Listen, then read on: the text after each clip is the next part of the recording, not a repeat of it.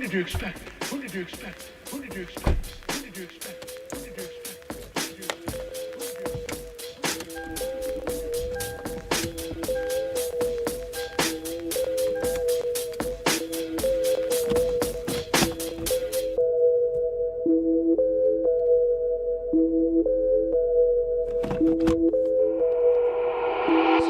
Welcome to the east side. We don't wait for doors of opportunity, we just wait on when we gotta kick them in. Decatur, Georgia, or a den of thieves. Hidden leads just to feed the village. Hidden leads make them feel like ninjas. Niggas always keep the metal tucked till you run up, get your face cut. Got your brukins on a back end. Know too many niggas trapped. They be stuck in genjutsu.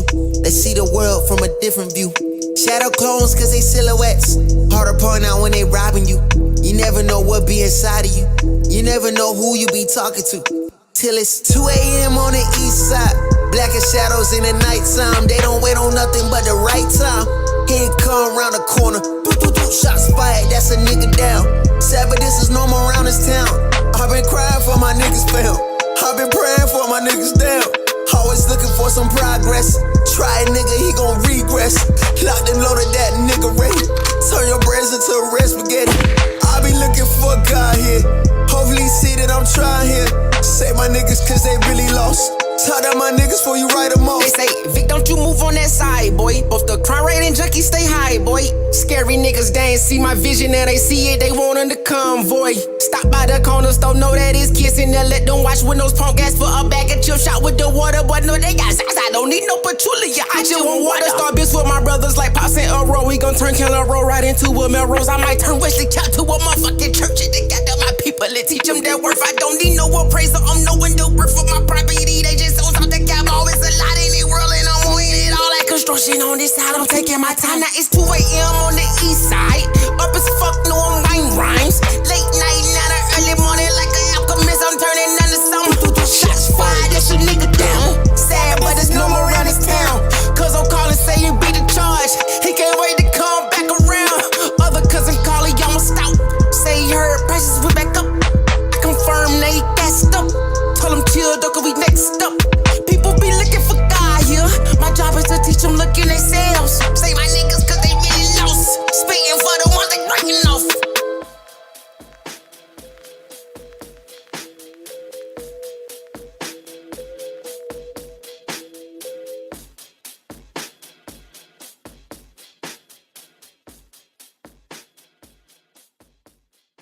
Who did you expect?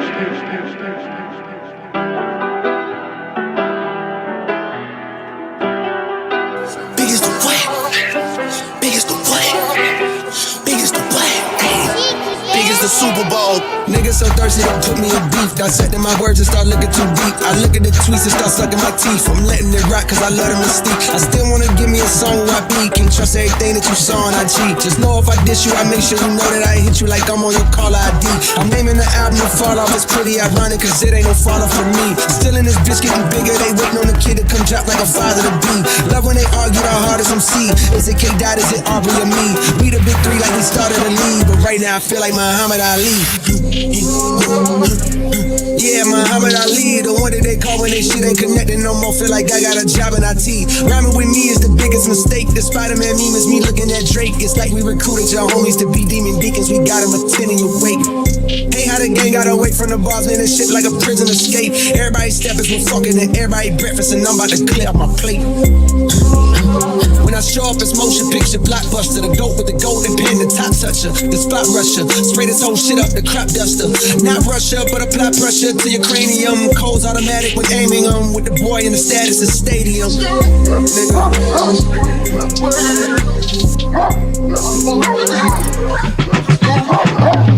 Big as the Super Bowl, but the difference is it's just two guys playing shit that they did in the studio. Niggas usually send they verses back to me and they be terrible, just like a 2-year-old. I love a dinner with some fine women when they start debating about who the GOAT. I'm like, go ahead, say it then. Who the GOAT? Who the GOAT? Who the GOAT? Who the GOAT? Who you bitches really rooting for? Like a kid that had been from January to November, nigga, it's just you and Cole. Big as the what? Big as the what? Big as the what? Big as the Super Bowl.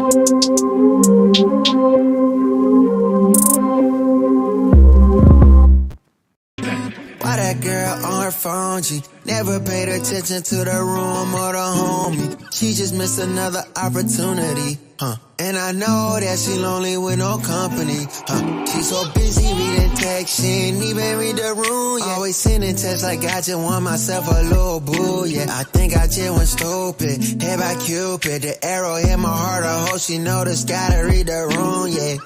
Learn to read the room, I really wish that you can read the room. I really wish that you can look inside of me, and I could tell you how I feel, little baby. Just learn to read the room, Read the room. Just read the room, Just read the room. Learn to feel that presence and that feeling in that mood.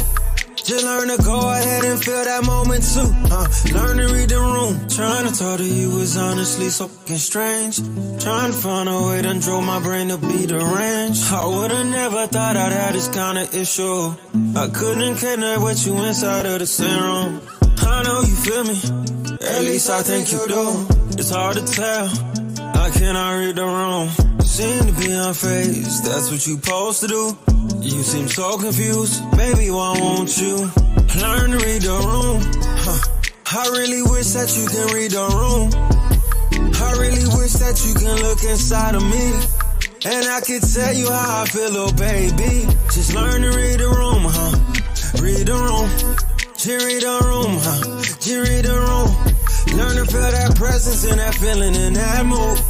Just learn to go ahead and feel that moment too, Learn to read the room. I'll show you how to read the room, baby. Say you faded off that drink, I hit the road and zoom, baby. Project nigga section 8, I never had a spoon, baby. She says it's rated, this movie coming soon, baby. No, I ain't worried about your boyfriend, he ain't like that. See me, it's on sight about that pussy, he gon' fight back. He gon' risk his life, I beat him up like go down my path. But your bitch won't be, so it ain't my fault that you tried that. Oh yeah. Learn to read the room, I really wish that you can read the room. I really wish that you can look inside of me, and I could tell you how I feel, little baby. Just learn to read the room, Read the room. Just read the room, Just read the room. Learn to feel that presence and that feeling in that mood. Just learn to go ahead and feel that moment too, Learn to read the room.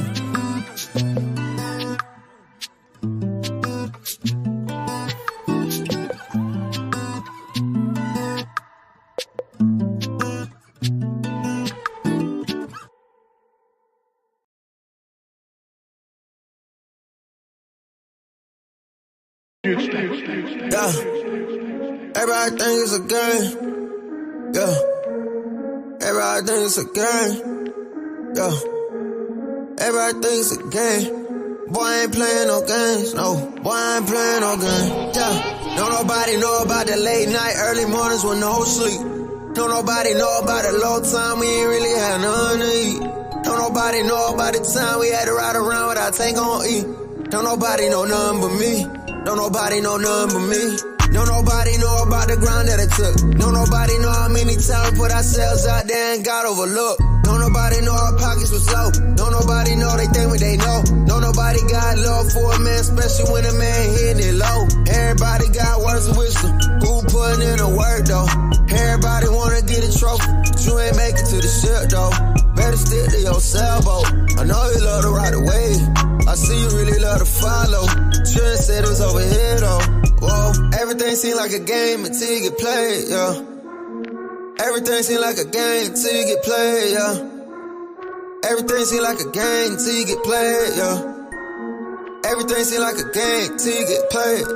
2K. Pat me the pressure, I handle the rock. Stay on the ground till I shoot to the top. Harder than lava, I fired the op. Stay back and shoot, my heart is just hard. I don't miss nothing, my shot can't get blocked. Bust in my face like I'm Curry on God. My mentality win at all costs. Snakes in that grass, had to cut a few off. Keep my head low, my focus is pivot. The confidence is key, don't let haters get to you. Critics always wanna say something negative. I can't mind them, I know that I'm better than them. I just know I gotta grind for my team. Take the title on me, be MVP. Once I do, I'ma show on the king. Finger to the left, so quiet my demons. Everything seem like a game until you get played, yeah. Everything seem like a game until you get played, yeah. Everything seem like a game until you get played, yeah. Everything seem like a game till you get played, yeah. Who did you expect? Yeah. Everybody think it's a game. Yeah. Everybody think it's a game. Yeah. Everybody think it's a game. Boy, I ain't playing no games. No. Boy, I ain't playing no games. Yeah. Don't nobody know about the late night, early mornings with no sleep. Don't nobody know about the low time we ain't really had nothing to eat. Don't nobody know about the time we had to ride around without think on eat. Don't nobody know nothing but me. Don't nobody know nothing but me. Don't nobody know about the grind that it took. Don't nobody know how many times we put ourselves out there and got overlooked. Don't nobody know our pockets was low. Don't nobody know they think what they know. Don't nobody got love for a man, especially when a man hitting it low. Everybody got words of wisdom. Who putting in the work though? Everybody wanna get a trophy, but you ain't make it to the ship though. Better stick to your sailboat. I know you love to ride the wave.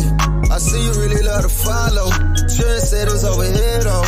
Whoa, everything seem like a game until you get played, yeah. Everything seem like a game until you get played, yeah.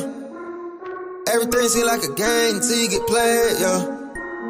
Everything seem like a game till you get played. 2K, pat me the pressure, I handle the rock. Stay on the ground till I shoot to the top. Harder than lava, I fire the op. Stay back and shoot, my heart is your heart. I don't miss nothing, my shot can't get blocked. Bust in my face like I'm Curry on God. My mentality win at all costs. Snakes in that grad, had to cut a few off. Keep my head low, my focus is people. The confidence is key, don't let haters get to you. Critics always wanna say something negative. I can't mind them, I know that I'm better than them. I just know I got that grind for my team. Take the title on me, be MVP. Once I do, I'ma show on the king. Finger to the left, so quiet my demons. Everything seem like a game until you get played, yeah. Everything seem like a game until you get played, yeah. Everything seem like a game until you get played, yeah. Everything seem like a game till you get played, yeah.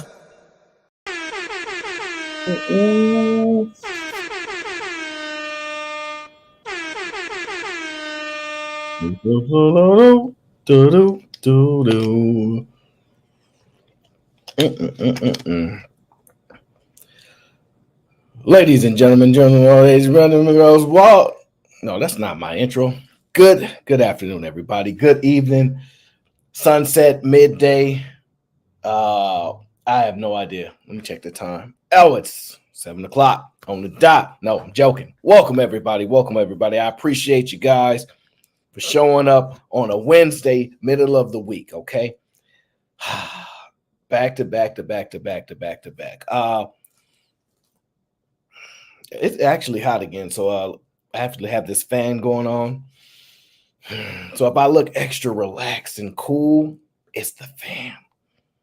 Let me tilt that. Oh, yes. Feels so good. Ladies and gentlemen, brothers, no, that's not the intro. I appreciate y'all for being here. I'm actually in a really good mood today. It's been quite a relaxing day, actually. Nothing too crazy. But my manners must always come first because I raised myself better than this. Okay, JJ Carver. Okay, salute to JJ. He was a sponsor of the last show. So I appreciate you, JJ. Thank you for always showing love, holding me down, and not calling me out at the end of the stream, okay? Because I'm an old man. All right? We got some things to cover today, okay? So I hope you guys are in a space where you can relax. Maybe some of you guys have some. Do you guys drink coffee at this time of night? I don't know. I don't drink coffee. So maybe you guys drink coffee at this time of night. You need something to drink so you can relax, okay? I don't know what your drink of choice. To everybody, tell me what is your drink of choice. What is your drink of choice? We don't have to debate. We know what mine is. So what is your drink of choice, okay? All you have to do is tell me if it's a mini, a large. Dang, what they call it? They call the small one a mini, right? Dang, I forget what they call it. I know some people that work at Starbucks, so I should know this.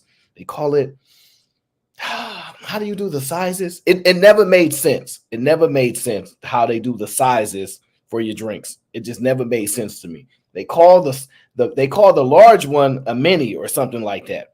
Makes no sense to me, but they do something like that, okay? And then they call the small one a different name. They would never hire me there. I just want y'all to know. They would never, ever hire me there because I don't know how to properly introduce these drinks. And they be writing, you know, little happy faces and hearts and stuff on y'all drinks. Now, just saying, something about that seem a little, you know, I don't know. Let me not get in trouble today. Let me not get in trouble today. Cap Exec says Dunkin's hot caramel coffee, cream and sugar. Dang, that's well thought out. I might have to write that. I don't even know if I can try that. That might be a little too much for me. Do they got like lemonade or something soft, like not too? Yeah, I can't drink that. Otis, what up? I cannot drink that, sir. That's just not gonna work for me. Okay. Robbie says the tall, the venti, and the grande. Is the grande the small? That's how they mess with you. Okay. What I found out is they just put a whole bunch of ice in there and they increase profits by 20%.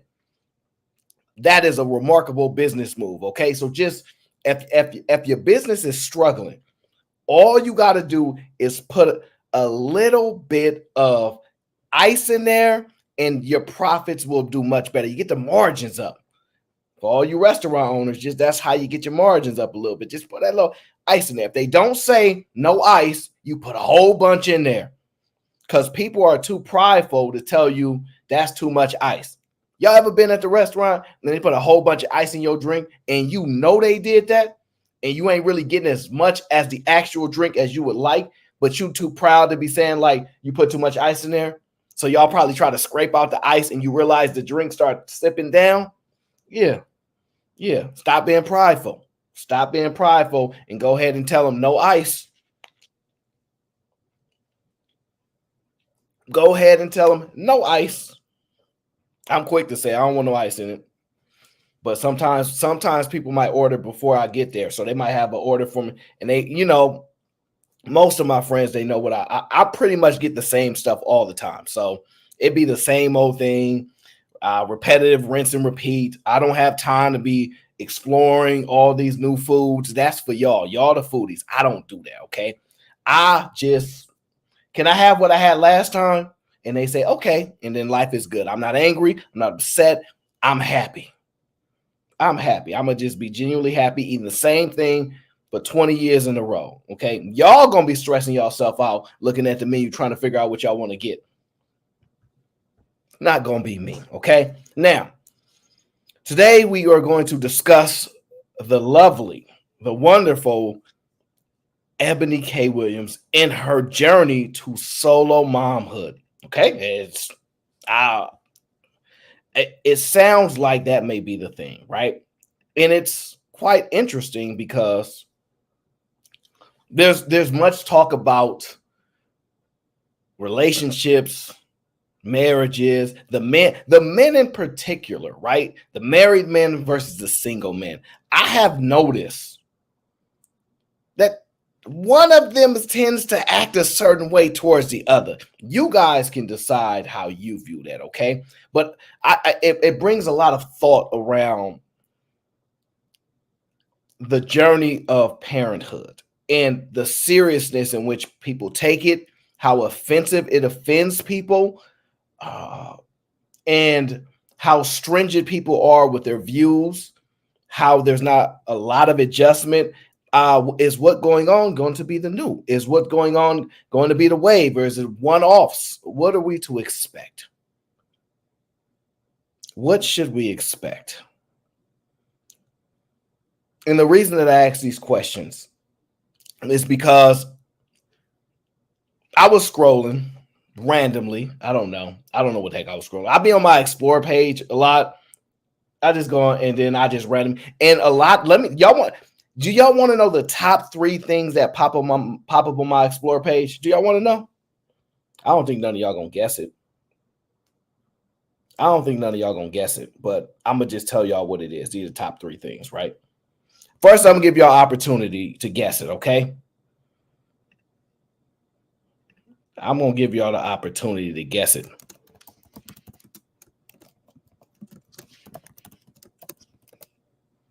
Let me see here.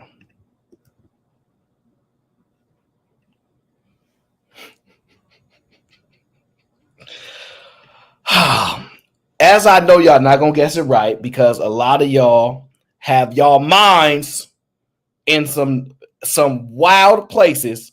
Why would that stuff pop up on my Instagram feed? That is wild.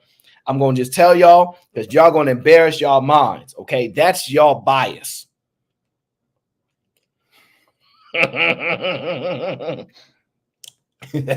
Shout out to my dog Sharon. That is not what pops up on my feed. That's what pops up on your feed, sir. Let me tell y'all, this is what pops up on my feed, right? It is a whole lot of investment things, right? So anything with investments, charts, graphs, percentages, all that, right? That pops up the most, right? Second, Rolexes. Okay, I've been trying to get somebody to send me a Rolex to my PO box. It has not worked yet, but I ain't been doing YouTube that long. So at some point, somebody gonna spot me and go, I'm gonna send him a Rolex. And I'm gonna put secret admirer. He ain't gonna even know it. He ain't even know it. And that's how it's gonna happen. So the Rolex has popped up on there, right? And the third thing that pops up on there the most is random relationship stuff. Random. Like they just pop up and they'll say, these guys, they don't want to deal with a woman that got her own money. Something like that. It's just randomly that happens, right? So it goes investments, bars, graphs, all that stuff, Rolexes, and then some relationship stuff. Random. All random, okay? The stuff that y'all think that I'll be watching, I don't. That's what y'all be watching. And then the next thing I think is food, because a lot of people that I guess I don't know how the algorithm works, but a lot of people I'm linked to, they have a lot of foodie things. All right, so it's a lot of food that pop up on my feed. But those are the top 4 things that I see. The other stuff that y'all see, I don't see Meg the Stallion, and I don't be seeing them on my feed. That don't be happening on my. That's for y'all. That's for y'all. But somehow, some way, what popped up? Hey, Love, see. What popped up on my feed is Eboni K. Williams. She popped up on my feed, y'all. And I said, Eboni K. Williams, I ain't heard from her in a minute. It's been a minute since I seen the lovely Eboni K. Williams. Sharon said that food stuff could be me. Yeah, I think it is you. I definitely think it is you. It's the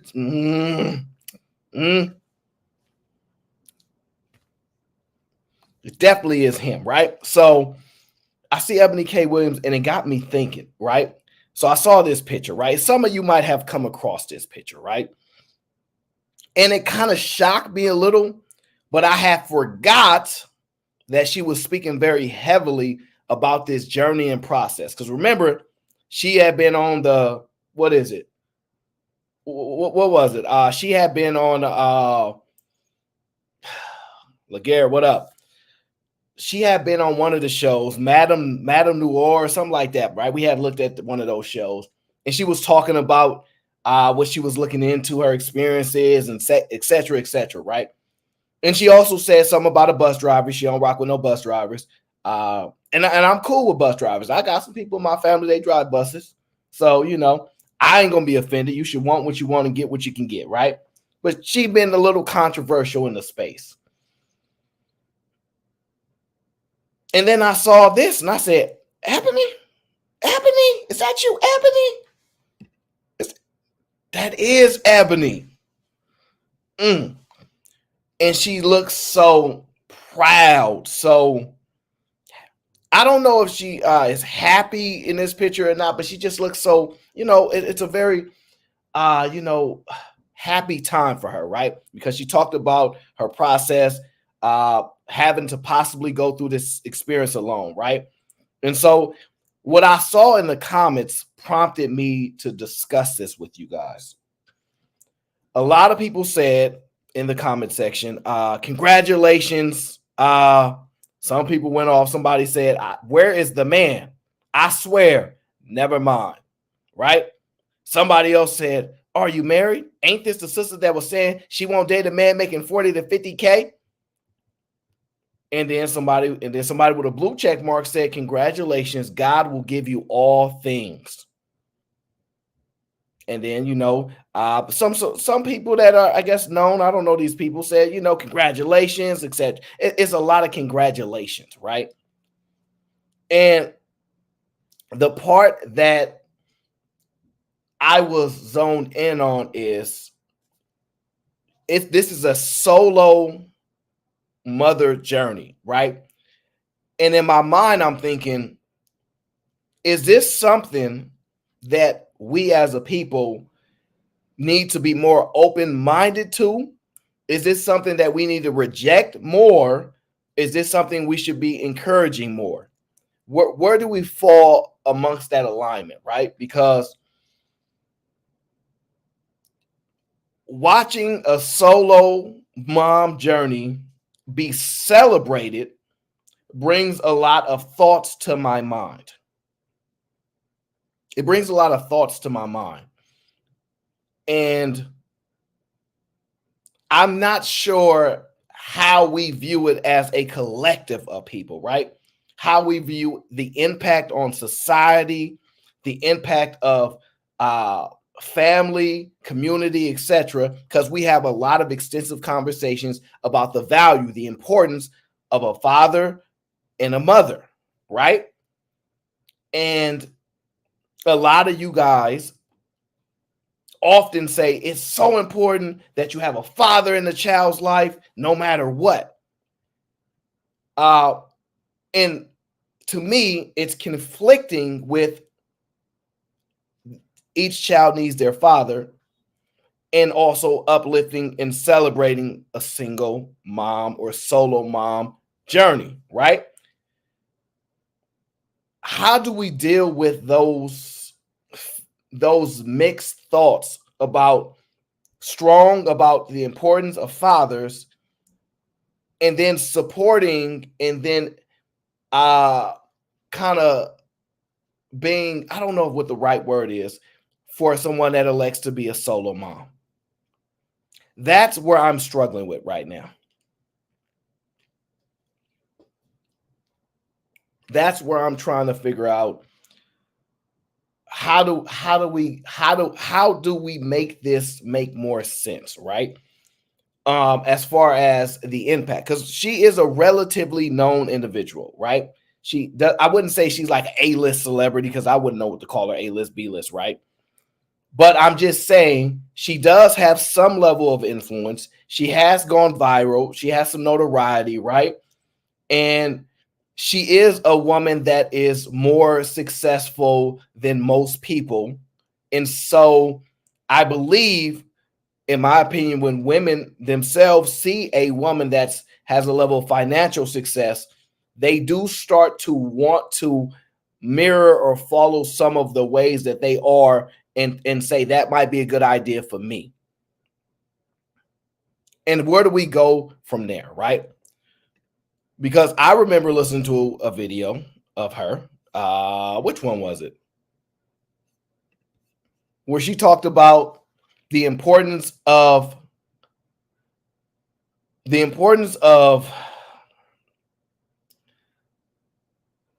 optionality, right? You remember I told you I'm going to be using that word a lot, right? And you're going to start seeing people start falling behind. But optionality, right? Where I talked about options, limitations, and at some point this will lead towards some level of responsibility and accountability. I don't know how we're going to do that, because we all know how this works. Doesn't tend to work that well. But if you kind of peel back some of what she talked about during her journey, right? A lot of us saw this coming, right? So I was listening to an older video from her from a while back ago. Let me see if I can pull it up. Hold up. Yeah, what song is that? Never mind. Y'all gonna start messing me up, and I'm not gonna allow you to do such a thing, right? Yes, here it is. Let's pull it up. Ooh, there we go. The one, the only, the lovely Eboni K. Williams, and she was having this conversation. Everyone loves to tell modern American women that we can have it all. Ever since I was a little girl, I've heard the same encouraging words that you have, that our mothers, many of our fathers, our teachers, and yes, even our pastors have poured into us, that young girls today have more options than ever before, that we can go to school, get all the degrees, be bosses at work, lean in, make it to the C-suite, and also crush it at home as wives and mothers. Breastfeeding, packing lunches, and being super mom, all at the same damn time. And listen, a lot of that is true. We do have more choices and opportunities than any generation of women before us, full stop. And I do believe that women can have it all, but I don't believe we can have it all at the same time. And it's the incompletion of that thought and sentence that has so many Black women today confused and frankly feeling judged and regretful about our choices to either put our careers first and go hard in the paint, maybe freeze eggs and hope to pursue motherhood later in life. So that initial statement is actually the action that she did. Pursue career, freeze eggs, and maybe pursue the motherhood aspect sometime later in life. Her actions are somewhat consistent with what we're seeing younger people do now. We're seeing a lot of foregoing relationships, not interactions, but relationships for a level of success professionally, and putting that other stuff on the back burner. And that's actually what she did, right? And she said there's a lot of confusion around because of all these options, and they're telling they can be superwoman, all these things, right? And ultimately, it led up to a decision that she came on her own and she made. Or those that had babies earlier and now feel they have paid severe professional consequences for it. And listen, we judge those Black women too. We tell them that they should not just take one step away from their work to lean into their passion to be a wife and mother because they're going to blow everything they've worked so hard for. Well, I'm telling every young Black girl I know that empowering herself to have as many options around professional and family planning is the best thing she can do for herself. Now, you hear that statement, right? I'm telling every young woman, she specified which women, but I'll just say young women, that to give yourself every option possible. To give yourself every option possible, right? It's important. What I have found is that I agree with having every option possible, right? And fighting for new options. It's one of the reasons why I'll get a lot of pushback, because I think men should continue to fight for more options and continue to explore more options. And there will be a level of negativity that comes with a man exercising options that are not celebrated by the masses, right? And we'll kind of get into that a little bit later, but I just want to give you a little backstory on her mindset into this process. Listen, none of us know what we want to do in the next 10 to 15 minutes, let alone in the next 10 to 15 years. But I do know. No. Some of us know what we want in the next 10 to 15 minutes. Some people is waiting for their Uber Eats, they DoorDash. Some people waiting for that. They know what they got expecting. They looking at their phone, waiting for that alert. So some of us know what we want in the next 10 to 15 minutes. Most of us have no clue what we want in the next 10 to 15 years. The thing is, we actually know what we would like, but we're afraid of actually getting it and dealing with the consequences for the decisions that we didn't make since we made the alternative. That's what we really fear. Oh, that for every choice a woman makes around her career and her personal life, there is a reciprocal consequence. And what I deeply wish is that those consequences were not always framed as negative or detrimental. So what if Sexy Red or any 26-year-old lawyer in Houston chooses to take a few months or even years off from work to birth and mother a child? It is not the end of anything. At least it certainly doesn't have to be. And similarly, so what if a Black woman wants to go nonstop in her career path for 20 years plus and then decide to pursue motherhood and or marriage later in life? And y'all know I know from firsthand experience that us geriatric moms-to-be have more difficult and expensive choices around our motherhood journeys. But I also know that had I chosen to step away from work and become a mom 10 or 15 years ago, I would have paid a different price. And yes, that also would have been okay. So if we really want to liberate and love on Black women, please, y'all, stop the womb watching and start trusting us to make the best decisions for ourselves, our bodies, and Did y'all hear that? Now, she said, stop the womb watching, right?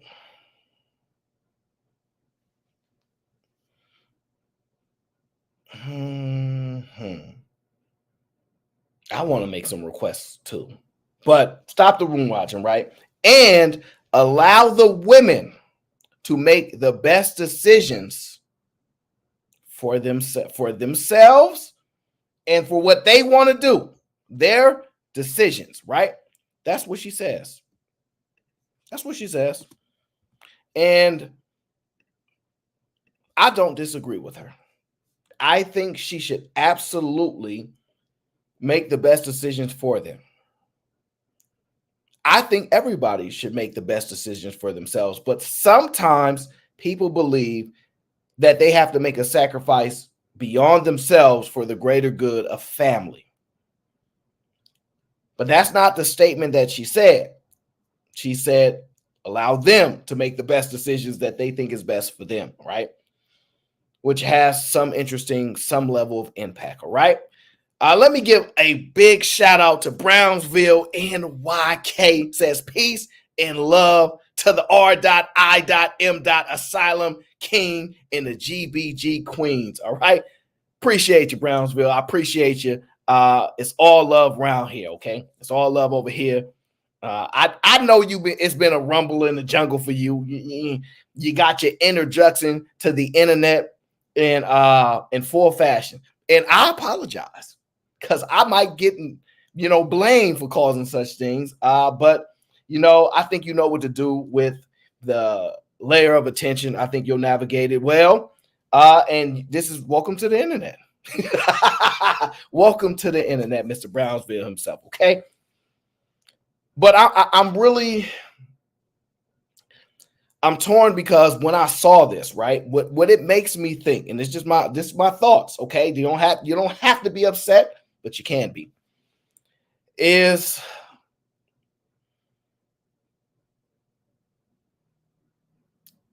should we outlaw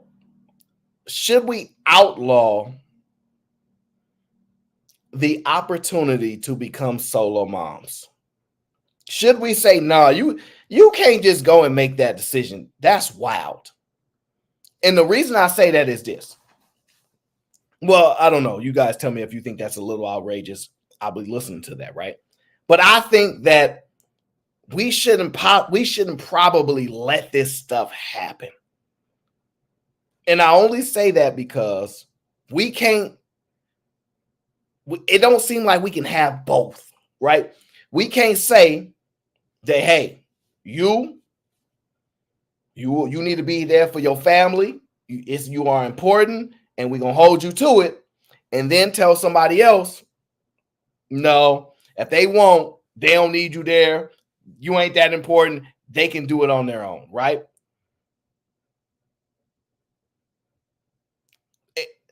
That's the thought. That is the thought. Robbie says, are we going to outlaw the possibility of solo dads? I haven't seen a solo dad yet. I haven't seen anyone promote being a solo dad.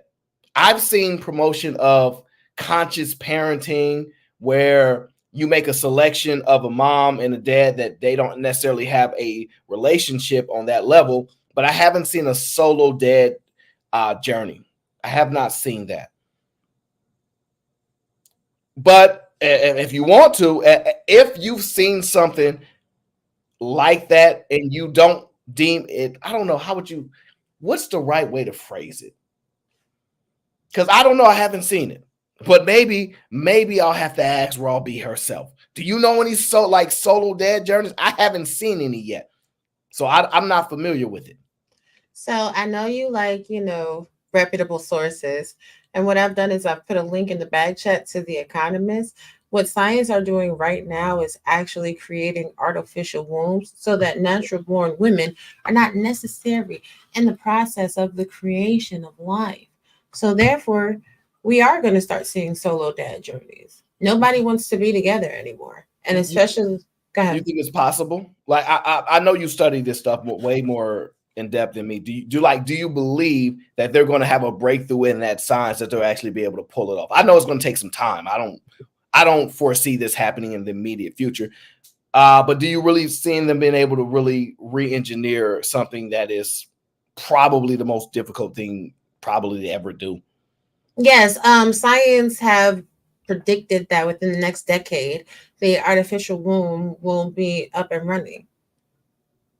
I don't like to get in conspiracies because in my mind, I'm like, why do they even want to do that? But then you might know the answer, so I don't want to hear the answer. No, the technology was originally created and intended for premature children that were born early gestation, like 27 to about a good 35 weeks, to give them a better chance at, surviving through that process for the NICU. However, you know how the financial people do, when they see that there's a market that could be used in, they've actually now modified what they're going to do with that and made it, for that part of the journey. Oh Lord, fantastic here, Jesus, fix it. How fantastic.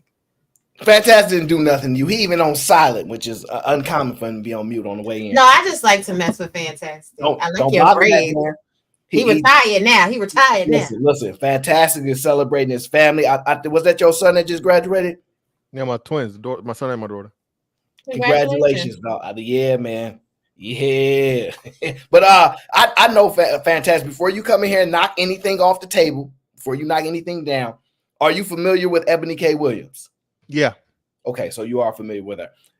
You do know have you heard that she's expecting? Yeah, I just confirmed that. So I saw everybody talking about it, and I saw your live. So yeah, it's been confirmed. Yeah. Yeah. Can I ask you, does it make sense to be supportive or advocate for being a solo mom? No. See, that's what I was thinking too. Because to me, and I'm open to the ideas. It just didn't add up to me because I'm like, y'all, all we ever hear is we need fathers. Y'all need to be present. This is y'all important, all these things. And then we'll brush that aside and start celebrating somebody on a solo. I just don't get it. I just don't. Yeah. Again, it's thank feminism for, I guess this will be what, fifth wave or whatever, I guess. But the sad thing about it, and I know you say you don't like conspiracies, but you've actually tapped into a big part of what's the plan for the future, right? Artificial womb is going to be a game changer. And I keep telling people this whole, gender war thing is not natural. It's contrived. It's actually the way they want it to be because it's easier to, people not together. It's easier to, pit sides against each other, therefore control them, right? So the big thing that's happening though, and from what people are saying, from my understanding, this is like new, but she already knows like the gender and all those things. So is this like one of those designer pregnancies? Well, it is. How does she? I know she was doing like IVF or something. Yeah, I know that. Yeah. Right. I don't know who she picked. I don't know how she got what she got. I'm saying, did she choose did she choose the gender and use basically like CRISPR technology type? You know what I'm saying? That's what I'm asking. Because from what people are already saying, they saying she got enough money for it. She got enough money for it. I can see that. Yeah. So I don't think she's spoken explicitly how she went about it and what her exact action was. I'm sure she will soon, but yeah, it's somebody told me it was a girl. That's what I heard. That was told to me too, and I was like, I would imagine it's early on though. I don't know how far along she is. I don't know, man. If you look at that picture, I don't know, man. If you look at that picture, dog. Let me see if I pull up that picture. Hold on, let me see here. I don't know. She ain't no big woman. She a little woman. So yeah, she's small, and like I said, I know for sure she talked about it. Remember with her last time going viral, she wasn't defending she was actually telling Black women about this. So she was promoting for Black women to start doing, the solo mom thing, sperm donors and whatever. And then of course she shot shots at Black men because Black sperm is very, very rare. Black men donate the least amount of sperm to sperm banks and stuff, right? So that, and I'm positive that was within this year. So at most she could be, and I want to say it would have been a February-ish time frame. It was definitely after January. Well, But if I remember right, so I think there's a reason why black men have a natural they're naturally apprehensive about donating. Somebody told me the other day that they heard somebody that donated got put on child support. That's impossible. There's no way that should possibly happen. It sound crazy. Look, listen. I ain't follow up on it, but I had heard similar stories like that, and I figured that it happened, and then they went to the court and got it solved. But still, even the thought process would make people nervous, right? Yeah. So, I think there's a big stigma, like you said, the whole child support thing, and the stigma of you made a baby, but you have nothing to do with it. Yep. I think most black dudes that have their kid want to know. So what I'm saying, it's just like, hey, I'm just gonna put have a kid out here I never ever know about. I think that's a big part of it too. Yeah. So the thing is, she's not the only story that I heard of, right? I've been watching other stories as well. I've been following other people. I have this other lady here. Let me show you her. Let me show you her, right? When she talks about her experience or some of her choices as a single mom. You got to share the audio. It's not playing. You got to share the audio for the tab. Yeah, I just got an alert on my computer, something about audio. Give me 1 second. Give me 1 second.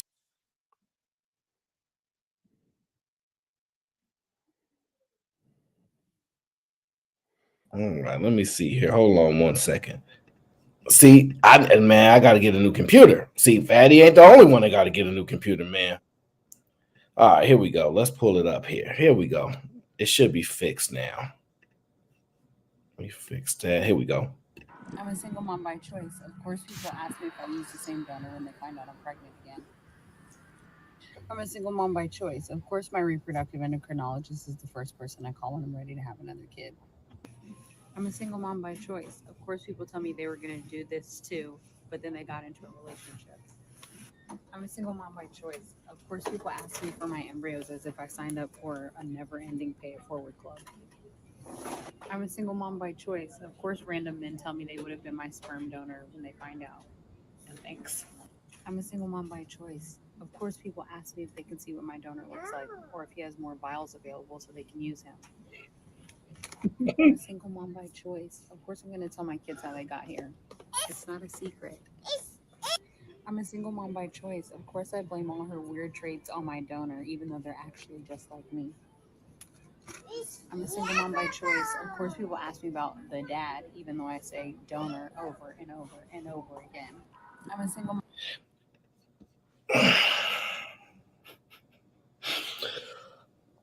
Oh, she big too. She about to bang. So the thing is, right, and I've seen a couple of these, right? Do you think this is a level of promotion that is starting to lessen the value of fathers? Yeah, that's the plan. That's a complete and total reason for it. So not just lessen the value, but now take away control of men, of the family, and of the pretty much the future, right? So if you never even know or whatever, right, and you have no contact with this person, now the woman has complete and total control over everything. You know what I'm saying? There is no dad. There is no person that you have to try and match up philosophies and moralities and all those different things with. It's literally just you and you only. And again, man, it just goes to the way that women want it, man. They don't. Women of this are being told, bro, men are oppressive, men are the enemy, right? So to remove the man completely, but still benefit from, benefit from the man in order to get the ultimate goal of, motherhood. So yeah, man, it's crazy, man. But So hey, that's why I have a lot of battles with a lot of guys, right? Because their opinions are very strong about if a man decide to engage with a woman, he has to deal with all the consequences, knowing that she has more options than he does, right? And I don't agree with that. I don't agree that you just because she got more options than you afterwards that you should just have to take the responsibility just because you're a man. I don't Exactly. necessarily agree with that. I think it's dangerous because it puts guys in a position where they're told, yeah, this is a man's world, this is the patriarchy, but you have less options in somebody else's world that is not. To me, that don't make sense. Yeah. Not only you have less options, but all of the responsibility. So no matter what she decides to do, and like you said, that's the whole whatever a woman does is your fault thing. And now people don't understand that, like you said, just the power in saying it, because you completely totally absolve the other group of people of responsibility. So they know because they hear what men say to other men, and then of course what the women say. But when you coincide against yourself, you know what I'm saying, go against your own best interest, you know what I'm saying, there's no one for you to trust. And that's the biggest problem with men, is that we say a lot of these things that are, I guess, like manly and, you know, traditional and whatever, but you know, tradition isn't necessarily a good thing. And when we do all these things, that's to where it's the man, it's the man, it's the man, it's the man, it's the man. This is why the women just, well, you need to be better, or it was your fault, and it's all these different things, and the woman never, you know what I'm saying, has to take accountability for it, but she can get all the credit.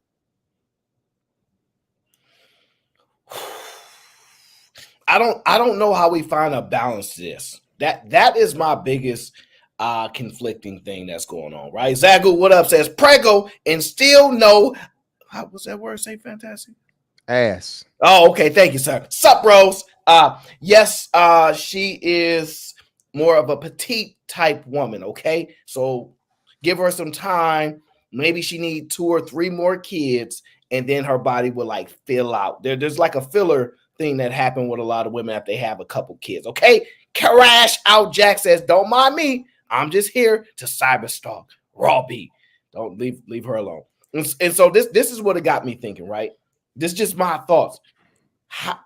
How is it possible that you can make a choice to be a mother by yourself, but a guy cannot opt out of being a dad and being financially responsible? I don't want to pay for that kid. It, to me, the logic doesn't add up. It don't. But like you said, man, that's the way society is. And now, like you said, women are literally doing this, right? So the same thing that we've been arguing for, the women are now, this is a trend, Aaron, like you said. This is a trend to do exactly that. For the man to have the baby and have absolutely zero financial responsibility, simply because this is the way she wants to do it. But if a man argues the point and says, hey, a woman has all of these options, like you said, if she don't want to keep the baby, she can literally terminate it altogether, right? Or she can have it and she can give it away. She do all these different things. Your only thing in your whole future rests in the way she does it, instead of being able to have the same premise of her and say, hey, I had a baby, but I'm not ready. I'm not responsible enough. I'm not financially fit. I'm not mentally fit. La la la. Hey, I don't want to, you know what I'm saying, delete it, but I just don't want to take care of it. And we literally just had a chick give all 5 of her kids like a week ago or 2 weeks ago. You know what I'm saying? Yeah, I see. You know, yeah. So that's what I'm saying. So like your point, like that's the point we're saying. And then it's like now the men were right the whole time, because Eboni K. Williams, I guess, like I didn't know this was a trend. You know what I'm saying? This is a whole thing of where these women are saying, hey, you know, F the man, I just need his sperm and I'm gonna have these kids on my own and everything's on me. Let me give you another example. Krishan named her child after her. Yeah, Krishan Jr., right? Yes. That's when I really started paying attention. I've seen women say I ain't get naming the child after you, meaning you ain't getting the last name. I have not seen a woman give a son as her junior. When I kind of saw that, I was like, oh, whoa, this is starting to be a real shift. And then I start seeing people talking about, when I get married, I'm not taking his last name, I'm keeping mine. And then I was like, whoa, this is starting to become more and more prominent. And I'm like, wow, there's a big shift here. And it's just slowly becoming recognizable. And so when I saw that, I was like, ooh, I don't know how this is going to play over. But my frustration is the women get upset when I say the guys should have identical options as far as the option to want to go through with being a parent or the option to opt out if the woman has it. Now, they don't have to have the same procedures, etc., because it's different. But as far as a woman saying, yeah, what is mind blowing to me is this. It's the fact that women want men to have a higher level of accountability in life.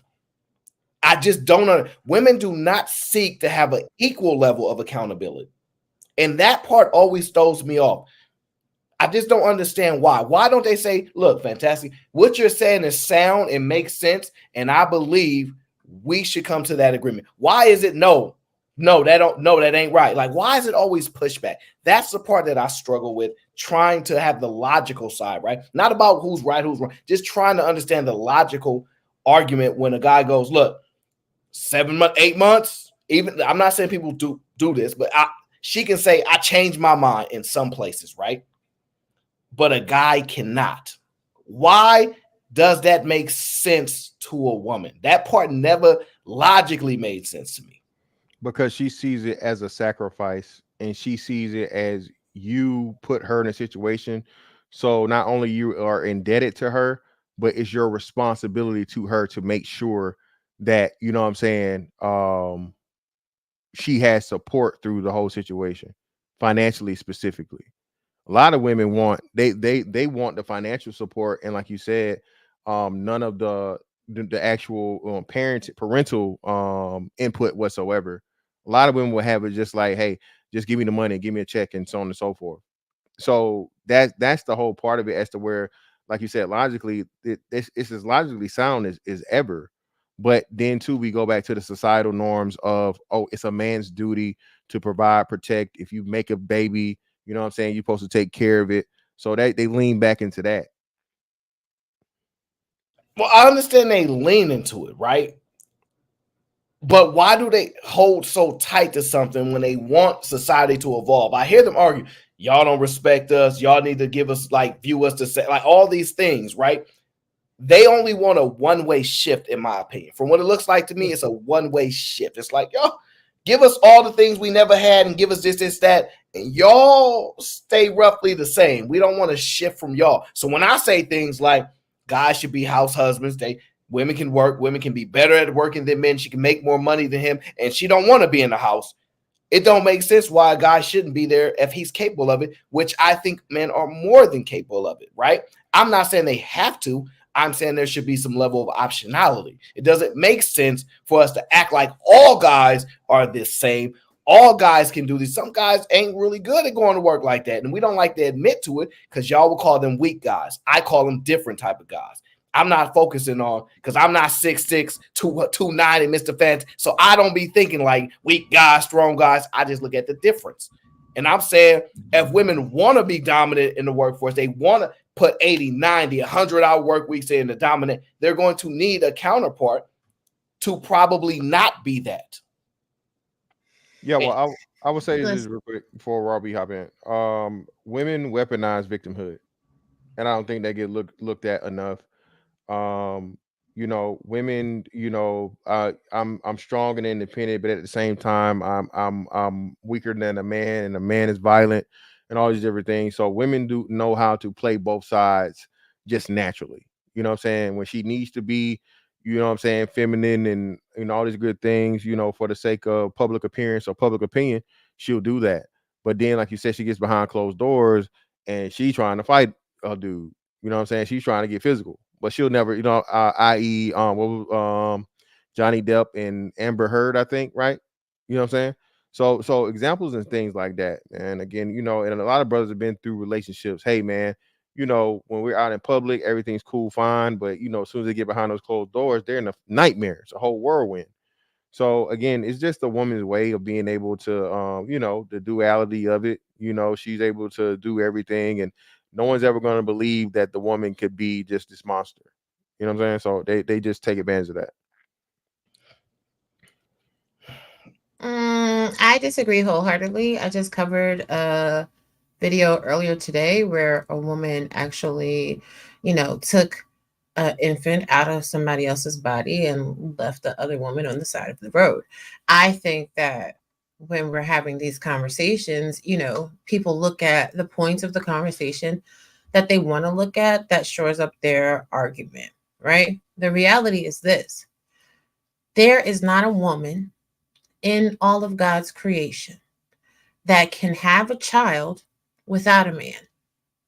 So therefore, I just don't understand why we don't talk about protecting your seed. Why do men feel they need to be gardeners spreading their seed to every single garden, even the gardens that are going to bear toxic fruit? Now, I'm not making excuses for women at all. Like, some women are horrible, just like some men are horrible. It's about the choices that we make with who we choose to interact with who we choose to lay down with. Everything that looks good is not good for you. Like, and Mr. Fantastic, no shade. But like, just because you're a big black dude, right? It doesn't necessarily mean that laying down with you is the best option, especially if you want 304 time. If you want 304 time and a woman lays down with you, she might F around and fall in love. But that's not really what it's given, because you want to be a potter and plant your seed everywhere else. But just the same thing can be said with Aaron. Aaron looks like a good guy. And he presents as a good guy to all of us. For all we know, he's Mr. Nasty behind the scenes. You don't know. Aaron could be running through these women, busting them wide open and kicking them out the door, kicking them right in the booty cheeks. Bam, get your ass out. Go ahead and get in the Uber. Nobody really knows. So before people fall into bed with each other, they should take some time and get to know who they dealing with and who they sleeping with. If nobody wants to have a child, then guess what? There are prophylactics for both genders. There are pills. There are films. There's abstinence. There's, gentle touching or whatever. There's all manner of ways to not get yourself in the way of having a child. But I think it's straight out deletion, especially when we get into the later stages. I don't think that women should have that option past like the first trimester, because this is when we're getting into a whole human being. Like, what are we talking about? All of these rules are crazy. Yeah, but I don't think, and you kind of read into this stuff a little. I don't think you believe that's going to change. There are going to be some states that are going to say all the way up into this, and then there's going to be some places that kind of align more with you, right? So there's going to be a lot of those options there, right? My question is the logic of it, right? We're trying to get society to a point where men and women have equal to identical options, right? Where a woman can do this and a man can do this, not one with more options or advantages over the other. We're trying to hash out those things. And when it comes to laws, we haven't found any laws that are advantageous towards men, right? We found some laws that have more options for women compared to men, right? So when it comes to producing children, releasing children, getting rid of children, there seems to be more options for women, not the same amount of options for men. And I don't know why there's not a desire to make that more fair or more even, as opposed to women just saying, I like to have the advantage of having more choice than a man. But see, this is the thing. I don't think it's about, okay, how do I explain this? The biggest choice for men is to not make a deposit, not make a deposit into every every empty box, right? Because you got hot dog factories, and then you got pearl creation. Either way it goes. Like, if you decide to put your deposit where everybody else puts their deposit, this is how we get paternity court. So the reason that women have more options is because, well, it's fuck it. It's bullshit. It's really bullshit. Because women can tell these men, get the hell out of here. And no, you can't be playing in my lady pond. No, none of that. However, everybody in today's society is disgusting. Like, most people don't even use prophylactics, which is weird as shit. Like, everybody's sliding up in everything skin to skin. And then, the STDs, it's on the women, it's on the men. No, it's on all of you nasty little 304s that just run around giving it to everybody. Like, close your damn legs. And again, you guys have been telling me this for years, and I don't care. I'm going to keep saying it. Stop having sex. My God, today. There's nothing wrong with letting anybody enjoy some FaceTime. FaceTime it up. Taste the rainbow. I don't know. But don't put your nasty tallywhacker in my kitty cat without any protection over it. I'm not trying to have nobody, baby. Oh, well, that's refreshing. Let me get to these super chats real quick. Crash Out Jack says, Robbie, I'm here. I'm around. I'm in everybody chats, but you'll only catch me up on the Aaron O show or Sharon's panel if I catch there live. I'll say what's up. Also, this super chat is to boot Brownsville from the sponsor spot. Leave Brownsville alone, okay? I like Brownsville, okay? Crashed Out Jack says, you right, Jabba. Peace and love to Brownsville sponsor spot. Also, happy birthday, Mr. Fantastic. Also, this topic is fire, and my read is mean. Fantastic, this your B-Day? Oh man, I'm in November, man. I don't know what you're talking about. I know it's Sharon's birthday, so maybe that's what he meant to say. Yeah, he meant Sharon, not me. That's what you think he meant to say. Jack be messing up so bad sometimes. Okay, Crash Out Jack says, I'll try and get out knowing I'll never will. What? I'll try and get out knowing I never will. Someone save me from Aaron's asylum. This is crazy in here. Anyone got a spoon and a giant poster? Jailbreak. What is you doing in jail? What is you doing in jail? You guys just had to ignore that, man. I don't know what he be doing sometimes, but to me, right? Do you think that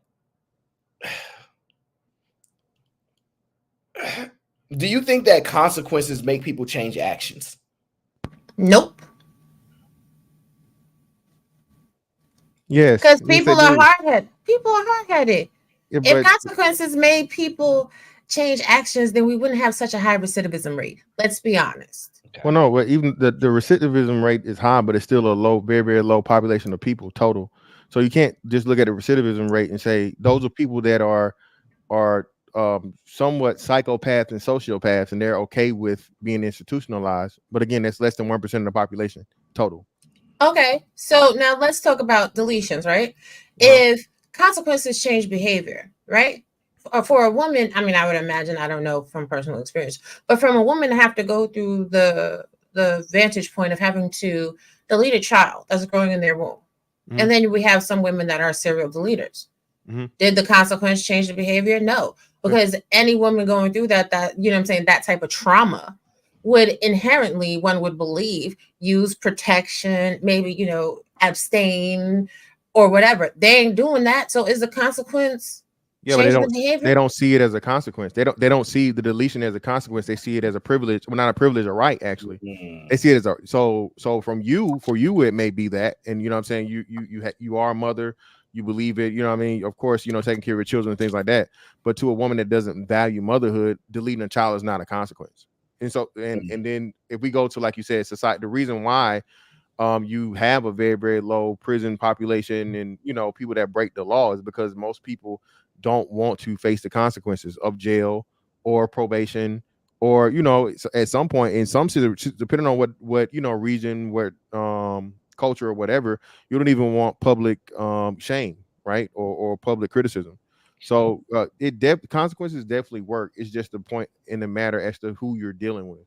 But when you look across the board, you know what I'm saying, wholeheartedly, that's why you have because people, you know, you make examples out of people through the consequences, and most people don't follow in those footsteps. Okay, but you have kids, right? So your kids do something bad. You put your kids on punishment. Mm-hmm. That is effective for like 2 minutes, because they turn right around and do something else bad, and you got to put them on punishment again. Yeah, well, no. So again, now I believe in whooping ass. So you know, I had the privilege of, you know, when my kids were growing up. I know yours are little ones. Okay, we changed. So what my son has, my youngest, you know, he benefits from this new parenting age that we're in. But still, if his ass, I'm gonna only tell you so many times. You only get so many punishments. You get 2 punishments out of me, and if after the fucking, and I promise, and then I tell you, know how a good ass whooping, not a beating, not a whatever again, and you know, as long as you don't leave marks on your child and you hit the buttocks with either a belt or whatever they find suitable, look up your state rules. Okay, a good ass whooping lasts me about 6 months, Robbie. No kid is perfect. That's because you're a big black dude. So if you whooping on booty tails, I'm a professional ass whooper. Yeah. Even when I was like, I got trophies, Robbie. Even when I was about like 200, I got trophies. No, don't be listen, Jesus what? But you know, in this society though, as a whole, what would the consequences be? Men not sleeping with women that are 304s? Yeah, y'all not gonna do that. Y'all love the 304s. You're right. Men not sleeping with women that's, vaginas are graveyards. Nah, y'all like that because it don't matter because y'all not even checking out the my charts. So sure, it would be great if men were like, you know what? Let me see your my chart. Let me see, are you paragrapher? So this is what I think, right? See, I'm big on accountability as far as for individuals, right? I do believe a man can just protect his seed, stay away from the women. I do believe a woman can protect herself and stay away from men, right? I do believe they can just take their own 100% control and not do it. So I believe there are women that do it. There are women that's like, I ain't got no kids, I know better, and they best friend got 3 of them, right? So we see the actions, right, where one woman's doing similar things but no kids, and another woman doing a bunch of kids, right? So there is a level of control that you can't have. My thought is that whenever there's an advantage, right, there tends to be an imbalance, right? So, for example, if you look at the women, they say, I'm done. I ain't messing with y'all at all. Let me stay away from these guys. Mind their business, right? And then the other women goes, well, where can I get an advantage? And I'm saying, I don't see an advantage for men there, right? So I don't see a woman needing to clean up her act as much as a man might need to clean up his act. But I do think if a woman found out and said, look, by the way, you ain't going to get no money from this guy if he decides to opt out. I think that would change everything. I disagree because when we look at the amount of parents that are not receiving any child support, I believe the percentage is like 56% of parents are not receiving child support. And of the 44% that are receiving child support, less than half of them are receiving full child support payments consistently. So it's not like there is a bonanza. Now, even with social services, I know like in these spaces, everybody's like, oh my God, social services. Social services is not a lot of money. Social services living at the poverty level. So is that a real come up? I don't know. Like, I mean, so let me tell you, right, where I live in San Francisco, I'm a Section 8 baby, right? We 3 bedrooms, one of the best views in San Francisco. It's in the hood, it's dangerous, but 3 bedrooms are reduced to almost not pay very little in rent, and one of the best views. Like, people really don't know the history of San Francisco. Not saying you, Rob, because you know everything and don't bother me, but people really don't understand. The projects have the best views in the city.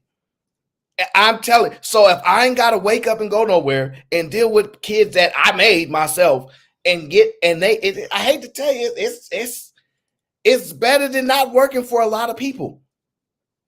It's you know what?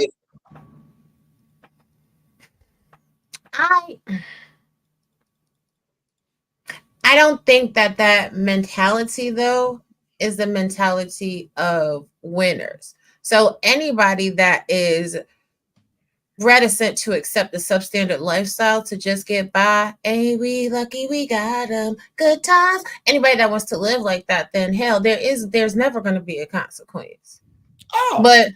But the thing is, when do we as individuals take accountability and raise our standards with who we decide we want to engage in sexual congress? Because as a woman, and I know plenty of men that have a whole bunch of children, and their consequence is if you tell a woman you got a bunch of kids, she ain't really finna date you. Though she ain't really finna date you though. Unless like you are a super dad and you providing for them kids. I mean, again, I know we talk about the lower tier, bottom of the barrel people that would just, mate and be with anybody. But a woman of stature, status is not doing it. Like I know men that have lied. This happened to me one time. I was talking to a man.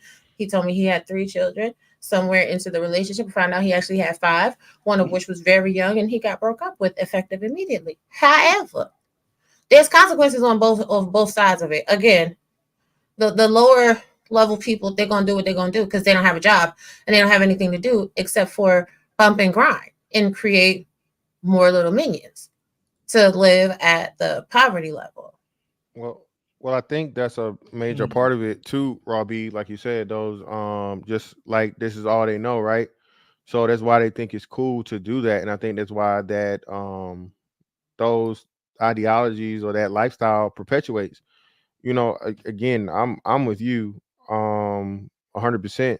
Listen, if I had to go through, and I came from humble beginnings, there's no way I would want to stay at that after I knew struggle. But like you said, a lot of people, you know what I'm saying? Hey man, that's all they know, and it's easier. Like Aaron said, listen, if mama, big mama, and what's the name said, hey, you better take that free money from the government, and you see mama and big mama, they get to stay home all day watching the stories, hey, what's wrong with that? You've been taken care of, and then like you said, the more kids you have, now you just see those kids as a check, and you're getting paid, you know what I'm saying, just to, do whatever you want to do, and just, not even really raise your kids. Because, those people, man, again, it's a reason why they have the highest numbers of, criminality and stuff like that, so on and so forth.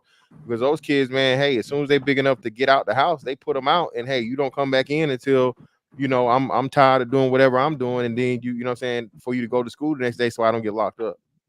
But see, so this is the thing too, like, we're talking about accountability in society as a whole, right?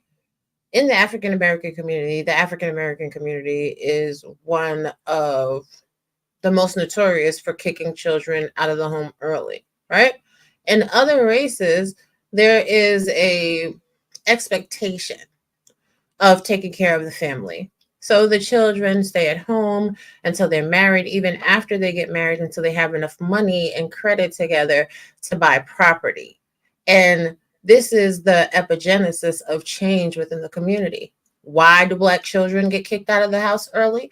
Because Black parents don't necessarily respect the psychological trajectory of their children. And then, well, this is my house, this is my rules, because nobody respected them as they were growing up. So now there is a lack of acknowledgement of the journey into adulthood, a lack of respect on both parts, the part of the child and the part of the adult, a lack of economic literacy.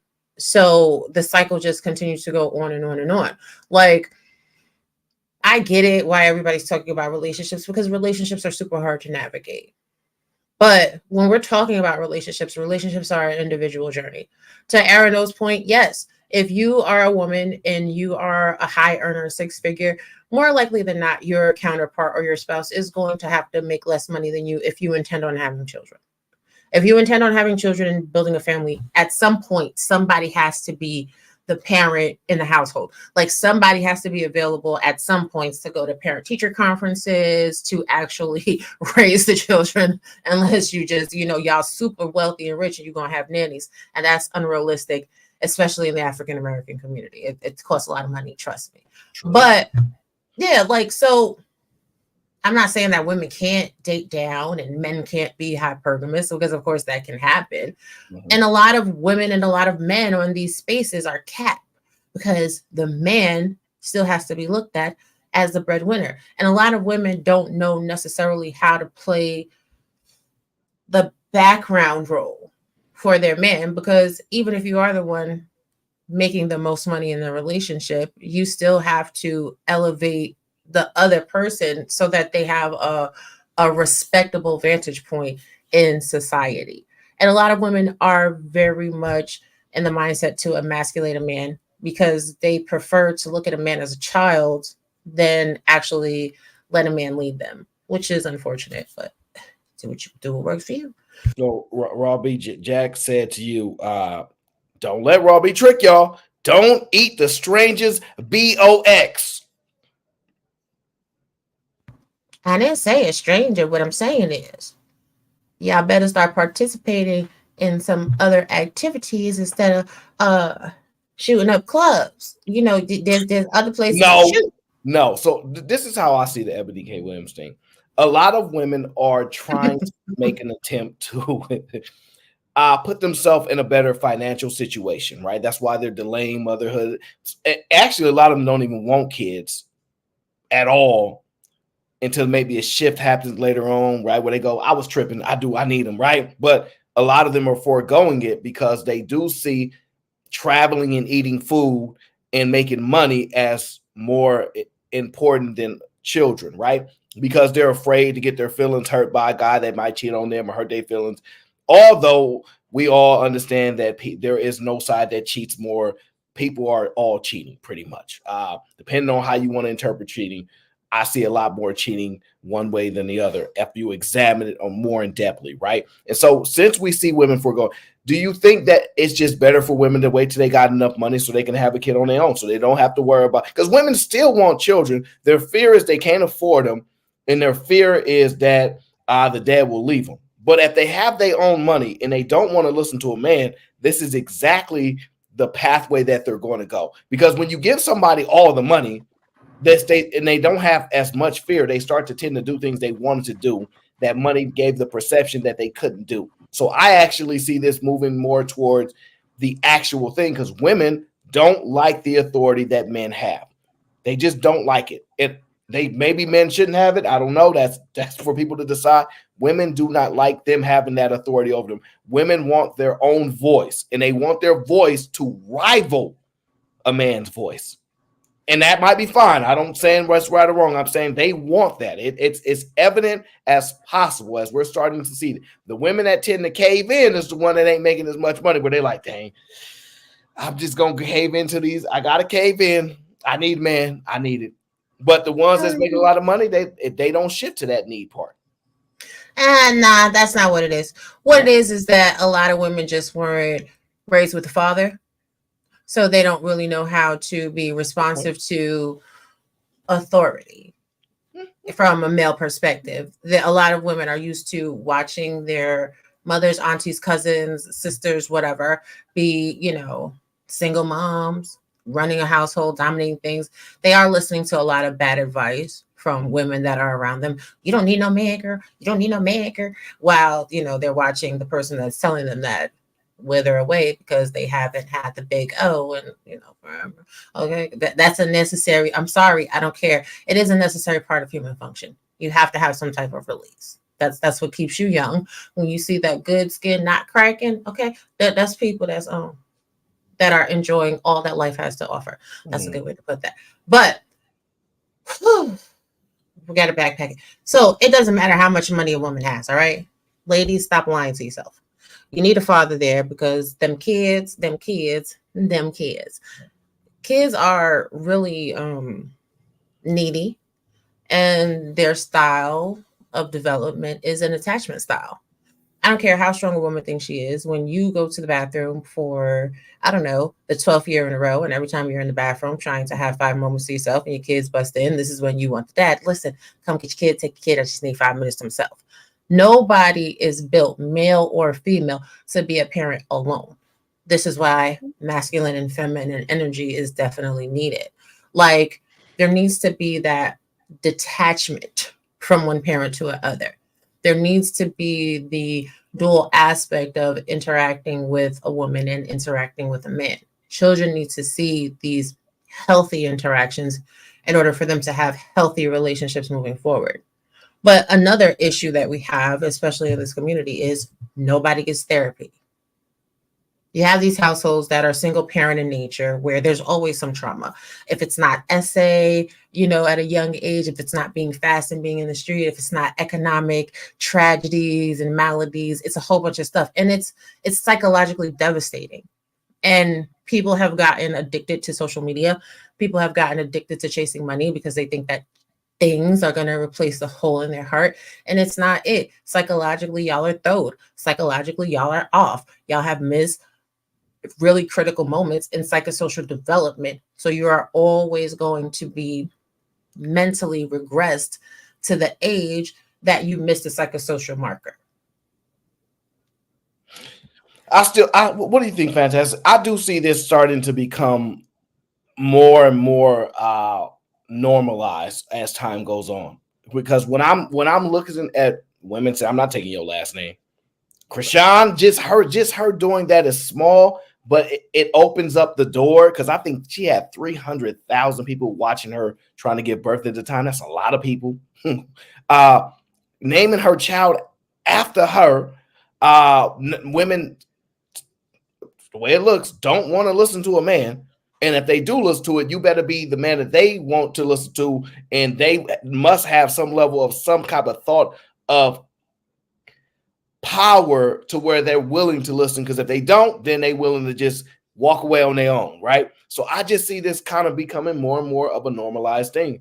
As long as women are making more money, tech companies are going to offer these options because they want to utilize your ability to work at their company and say, hey, you don't need these kids right now. It just seems like this is where we're headed.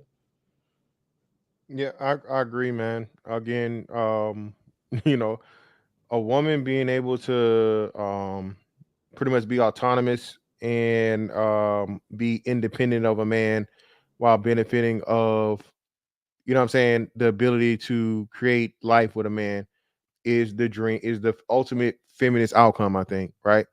Because now again, now and then it gets into further things that are political, right? And socio-political, to where, you know, this thing is being pushed as to where they want to get away from the nuclear family, as to where now, you know, a lot of these commercials and things, when you see them, they're promoted with, you know, non-traditional families, like, you know, mommies and daddies. So all this stuff, man, like I said, it's way bigger than what a lot of people realize on the surface. And like I said, Ebony K. Williams, like I said, to for her to like actually go through with this, I think is going to be a major thing now. But the only big thing, and this is why I say I was actually thinking about this myself, bro. There's a huge market now, and I think that's what's going to be pushed. Like, you know, I think, was it Robbie? What was it? Early 2000s or mid 2000s when they started the whole genealogy 23andMe and, you know, find your heritage thing, right? That's about right. So Yeah. I think now, you know what I'm saying, especially now that we're going to be getting into the technologies where you're able to, hey, the baby can be a girl, it can be a boy, it can have green eyes, blue eyes, you know, it is guaranteed to be this tall and all these different things. I think that's going to be a major part of it. You know what I'm saying? So I think, man, this thing's gonna be a market, like you said, man, within the next 20 or 30 years or so. And then going back to like what Rob B said too, people really don't understand, bro, the power and just how significant this artificial womb thing is gonna be. They told you that, you know, they were only pushing it for, you know, a certain brand of alternative lifestyle people, which represents less than 1% of the population overall, right? The actual plan and thing is for you to have that capable either outside or inside of, you know, a artificial human, which is going to be coming down the pipe here too, man. So like I said, I don't think people really, a lot of people aren't aware of the stuff that's going on, you know what I'm saying, and just like how much technology is advancing, you know what I'm saying, just by the day, man. I'm telling you, this And stuff is scary. it's crazy that you mentioned that, because what you were talking about is gene editing, and that's CRISPR-9-Cas. Okay, CRISPR-9-Cas, you can actually change how the gene structure is being laid out. Now, how they initially marketed this was to be able to edit genes for diseases, Yeah, and okay, birth life-threatening diseases, yeah, and birth defects. But if you pay attention to the trajectory of transhumanism that's going on right now, they gave Sophia her rights in the United Emirates. Okay. They are making these AI robots more lifelike by the day. By the day. Like, there's AI right now that looks like human beings. They got everybody talking about this a couple of years ago. I believe it was around 2017. They had the SCX, they had those robots out because it was like part of a movie thing, but those robots look very lifelike. You can go on websites and purchase those right now. So like, we are making a shift into the Jetson era, and I've been telling you guys this for years. We're in the Jetson era. Tesla can drive itself. Okay, pretty soon Tesla's going to be able to levitate off the ground and fly. But we as a people are constantly having these DMP conversations talking about relationships and how to make a relationship work. Let's talk about humanism and keeping everybody human. And no shade to the the Rainbow Coalition, but they've also pushed that in our faces and down our throats. And even with that, that is a form of transhumanism, because in order for one gender to morph into the other one, you have to use medical interventions, which means you are modifying your human element. Like, it's a lot that goes in It's smoke and mirrors. They'll tell you, oh, somebody got, deleted, and it was a wrongful termination, or it was wrong, or it was rightful termination. Oh, the Capitol got stormed and everything else, but they are changing the landscape. And I'm not even going to get into the money. Y'all thought that crypto and everything else was just an explosion to help people get rich. No, we are rapidly going to global currency and universal salary. I'm gonna be quiet though, because we on universal basic income, all that good stuff, which the Tesla CEO is a fan of, and people don't understand that. So Robbie, a lot of us, hey, Robbie, you know what I'm saying, we of the cloth, we understand a lot of people, but I do agree, and we're considered a certain type of theorist by these things, but like we ain't wrong yet, man. We batting 1,000. All this stuff is coming out about a certain ailment that shocked the world like 4 years ago. You know what I'm saying? And everything we said about that stuff is being exposed. And I really think, like you said, people just do not understand, bro, just how fast technology is moving, especially if we talk about this AI stuff, man. Again, it's to the point of where one of the guys that helped make it, he stopped leaving it alone, and he put a message out saying, hey, look, this stuff is what I'm saying, pretty much overperforming a whole lot more than what we thought it could. And the whole thing is, the idea is for man to play God, and this stuff to really, gain sentience, and that's why she said, we talked about those dolls that she mentioned earlier. That's the plan too. And that's why I say a lot of this stuff, this gender war stuff is contrived, because now if you can, have these women, right, to where all they need is any man's, sperm, right, in order to make the child. But now you can have them buy, which would be something like, buy or lease this perfect robot man that does any and everything they want and like, and they know all of the right things to do. They never do anything wrong. Who's not going to sign up for that? Men the same way. You got the girl that's, her shape is perfect. She got a great attitude. She always, ready and willing, for the physical activity. Listen, man, it's a lot of stuff moving, and a lot of people just think it's, it's just, it's some crazy stuff that you just say. But nah, bro, like I said, if you do any of the research, it's clear as day. You just gotta know what you're looking at or looking exactly. Yeah, like with Bicentennial Man, that was like 1999, 2000. They already told you what was coming. Yeah. Minority Report and everything else. Repo Man. Okay, there's a lot of stuff. Hold this real quick, Robert. So Minority Report, I'm glad you said that. I just saw today where they literally got now the I think it's coming mainstream now, to where you're gonna have the laptop, the computerless laptop. So you put your goggles on, and now you have the pretty much the HUD heads up display for the people that they don't know. And you're able, like you said, to literally do the Minority Report, and all these different things too. So like you said, man, I just people don't it's called the revelation of the method. But a lot of people don't know, and it's just you niggas. Well, let me switch gears real quick, Fantastic. You've been in this space for a while now, right? You've interacted with a lot of people on these panels. Based upon your experience, do you find that when you have interactions with the married men, do you find that they conduct themselves or put themselves at a level above single men, and they kind of think they better than single men? Have you noticed that? Yes, man. So one of the biggest things people try to, and it's funny to me that a man would say this against another man, but so I got divorced, right? So they're like, oh, your marriage failed. And I'm like, well, no, my marriage didn't fail. I decided to leave it because, the details of what happened with it. And all a marriage is a licensed relationship. A marriage is literally a licensed relationship, bro. That's all it is. It's a fucking relationship that you go to the state, you ask them permission to recognize it, you change your last name, and that's it. That's the only difference between a regular relationship and a marriage. That's all it is, a piece of paper. And as a woman, I can tell you that these married men on these panels are a joke. They're a joke. These married men trick off their money. I seen it happen. I am a witness in real life. Okay.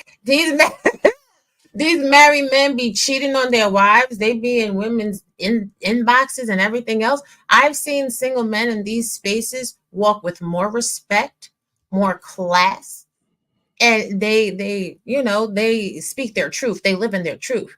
These married men try to sell a dream because they want to get clicks and views and they want to act like they have the formula. Look at Jerry Jackson. Derek Jackson was married for years. He's one of the biggest failures in YouTube. But you still got women listening to him to this day. It's Yeah, stupid. because they want that pole. They want that pole to relax their soul. And that's what they wanted. They knew the whole time.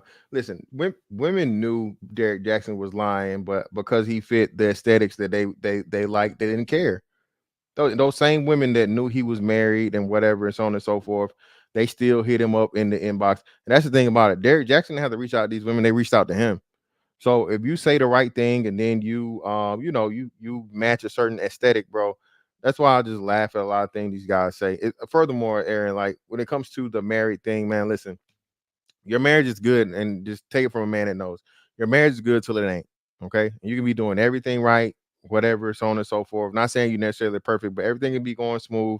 And then something happened, whether it be a life event, someone passes away, a job or something gets lost, or hey, a person just has a different view on things. Man, that's stuff like that happens, and what I'm saying, the whole object of marriage is supposed to be, what I'm saying, till death do us part.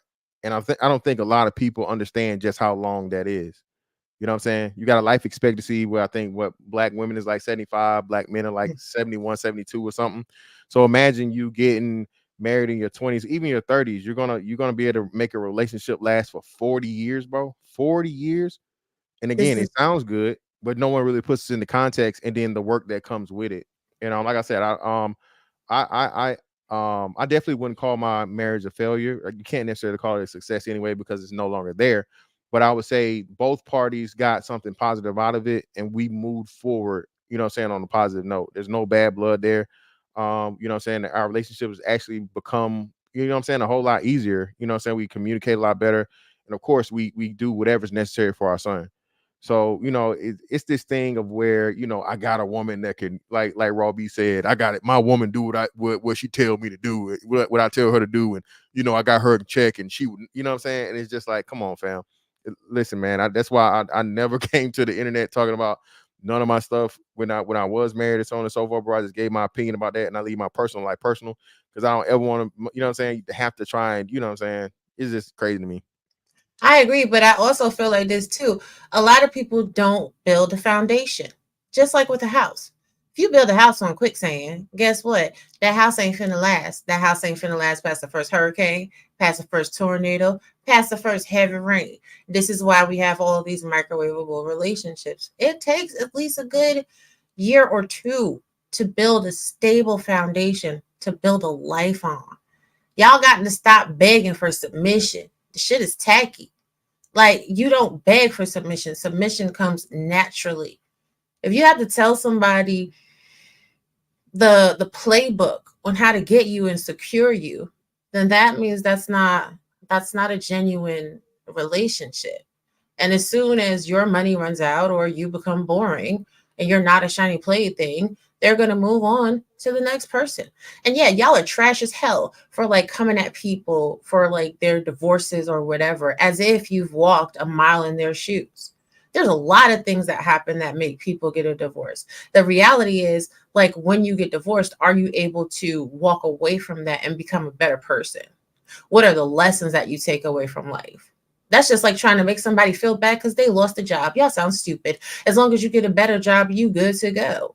So what is it that we are actually promoting in these spaces when we're having these conversations? I can tell you: classism, elitism, separatism, colorism, and some more, and some more, and some more. And the reality is, if men and women that claim to be married, happily married, were as happily married as they said they were, would they have enough time to spend on these panels all day long? They would be clapping cheeks, going on trips, spending time with their family, going outside. I'm gonna be quiet though. So let me ask you this. Fantastic, because I know the thing is, I've seen the wives, they don't tend to have as much as a superiority complex as the men do, from what I've noticed, right? Why do you think the men have that complex? I'm me and you. Like, why do you think that it permeates throughout the married men trying to engage with the men that are not single? Well, that's so. when you make that a qualifier, right? Mhm. You know, your ability to maintain a relationship, you know, a lot of things that are correlated with that, adds to, you know, the just the man persona, leadership, you know, loyalty, provision, protection, all of these things, you know, ability to, you know, a problem solver, all these different things. So men qualify themselves through that relationship by pretty much telling the dudes that aren't there, yeah, man, you out here trying to do this and trying to do that, when again they don't know who the hell or what the hell they got going on for the most part. Like I said, somebody's been on both sides of it, bro. Like I said, my marriage was, you know, it was cool or whatever, but especially now, like freedom, and like you said, me being able to have a relationship on my terms and make my terms, no married man has what I got. You know what I'm saying? And I do have, you know, individuals, you know what I'm saying? Yeah, well, I'll say I can tell myself, but I do have, you know, women that, you know, that deal with me and that care about me, that check up, that do all these different things and so on and so forth, or whatever. We have, you know, it's a mutual relationship and understanding of whatever it is on the terms that we understand, you know. They look out, they do a whole bunch of things. So it's just means, man, to where they're trying to live in their glory days like Al Bundy and be like, you know what I'm saying? Yeah, man, you know, back in the day, I used to get hoes, but you know, now I just got the one woman, and you know, I still operate this way and whatever, bro. So it's just Which side do you see a more jealousy from? the married men, of course. Hmm. No single man is married. No single man is jealous of a married man, bro. No, Hmm. if you're single, you're single because you don't want to deny yourself of options yet. A Yeah. single man is literally out here saying, "Hey, I'm not done in the game yet. I'm not ready to take my shoes off. I'm not ready to hang my jersey up. I like this. I'm not ready for that level of commitment. I got more time." Right? Versus the guy that's in it, and now, like you said, if he leaves it, he's considered a failure, or he's considered, you know, all these different things and so on and so forth. And of course, just by himself, he has a level of you know, duty, love, dedication, and all those things to his wife and possibly kids and family. I would agree with you if we're talking about people that are like honest and happily married, right? Now, when we talk about the people on these platforms, they still in the game. They just trying to play sneaky as possible, but they still in the game. EA Sports, they in the game. But Aaron, I have some pushback for you. Because these women on these spaces, these pick-me's and these mammies be trying to come at single women too. I seen a woman the other day, honey, try to come for Vivica Fox, right? Well, I don't have to look better than her because I got married 20 years ago. Now, you know, I'm trying to behave myself in this season. In this season, I'm trying to be good. But I was like, damn, I really wonder if her husband's faithful. See, this is the thing. Yeah, I said it. This is the thing. And there's no shade, it's just facts. Don't be too careful to boast women about being wives. Because what type of husband do you have? Do you have a faithful husband? Can you exist if your husband was to pass away today or tomorrow? Could you take care of your children? Could you take care of your family? See, when you are a real wife and a true woman, you can exist without your husband. See, your husband knows that in you, he's creating a legacy, and in you, he's leaving a legacy. So I really have a lot of disdain for women that down talk other women instead of gently reproaching and trying to encourage their sisters to get into the mindset to be married. The same way I feel about married men. I have a great disdain for them as well. If you feel that being a single man is an issue, right? Instead of telling men to put their penis in every single hole that they can hit, try to gently encourage them to build a mindset that is conducive to being a family man, conducive to restoring the family structure. We cannot honestly be having these conversations and shifting the blame to one gender or the other when the reality is we have two generations that failed. They didn't do their job. They didn't teach their children. They were too busy with the crack era and free love, smoking weed, doing mushrooms, having, coitus or whatever, running around from hither and yon, having kids down the street, around the corner, in the next town, secret lifestyles, going to get cigarettes, never coming back home, everything else, trying to, what I'm saying, bust down the milkman to get an extra quart of milk and all this and all that, but they didn't teach the children. And then what they did teach their children was toxicity. Oh man, these women ain't nothing. Oh man, these men ain't nothing. You don't need them and blah, blah, blah. So where was the family structure? I'm curious, as far as who has admiration for married folks more, do you see the women being more admiring of the marriages, or do you see the men ones being more admiring of it, the single men? Who's the target audience for this type of I don't know the right word to use, but I'm above fantastic because you know what I'm saying. Do you got a wife fantastic? All right then. Listen to me. Like, who's the audience that you find like kind of reveres that more often, that they kind of can grab by kind of presenting that? Those ones that are trying to overcompensate. Because this is one thing I will say about Fantastic. Fantastic has a lot of confidence, right? So, and Fantastic is a pretty smart dude. So when he's coming up against certain type of men, right? They are not as tall as him. So that's the intimidation, because women value 6'6", all this stupid nonsense. They're not. Fantastic said they do. He told me himself. Whatever. I'm not going to debate that point today. We're having a good conversation. We're gonna stand up, Fantastic. If you stand up, you better not stand up. Stay seated. You better stay seated. Listen, I have a great man. He is not 6 foot. You know what I'm saying? So shout out to the men under 6 feet. Y'all can win. Shout out to the Little Fella Federation, man. Shout out to the Little Fella Federation. Man. He is not a little fella. He is not a little fella. See, this is what we're not gonna do. Anyway, that's what I'm saying. They don't have the intellect, so they can't really match him in a witty banter or a witty exchange. So what's the last trope that they can throw out? Oh shoot, I got to Deuce Diamond. That's why I'm married. Now you can't say nothing. It's stupidity. And that's where it comes from with these women as well. These women are homely. Okay. They're not, I said it, they're not intellectually astute. They're highly emotional. And when they come across women that can give them pushback and kind of shore up the argument as to why they live their life the way they live their life and why they're comfortable with it. Well, I'm married and you're not married.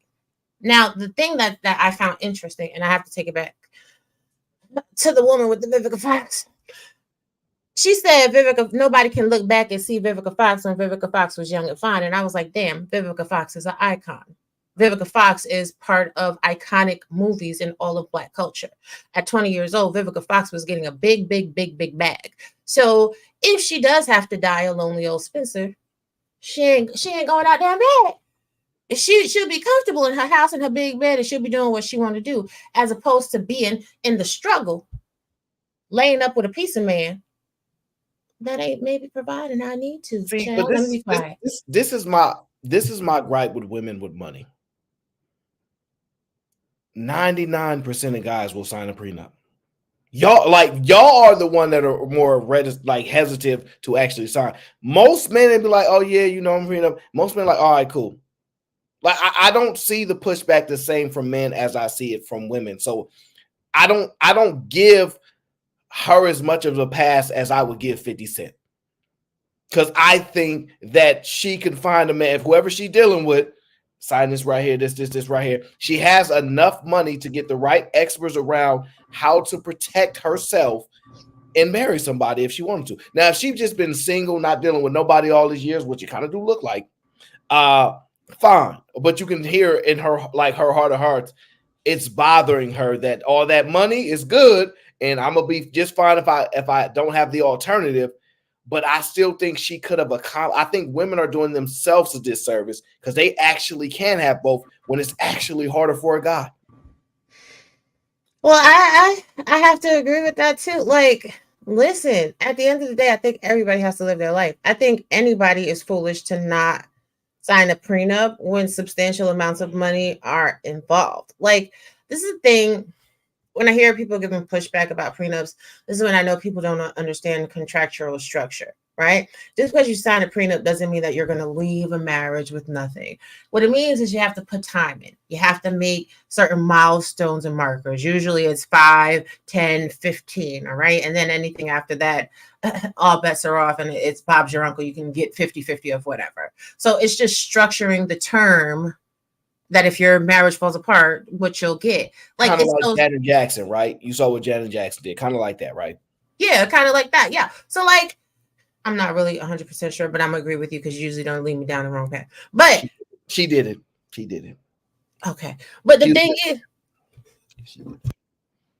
listen, put your time in. Hell, it's just like at the job.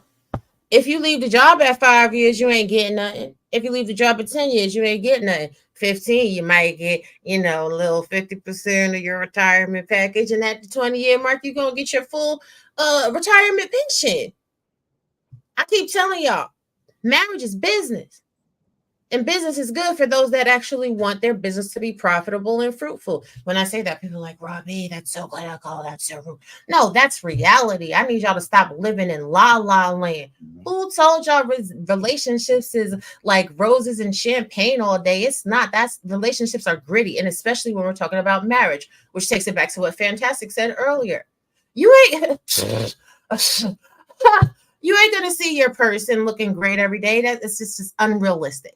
You're going to see your man where he is in his wild out stage trying to grow out some dreads or grow out a fro or fix his beard or something like that. When he goes through a little depressed phase and he puts on 40 pounds and then he doesn't like himself and he's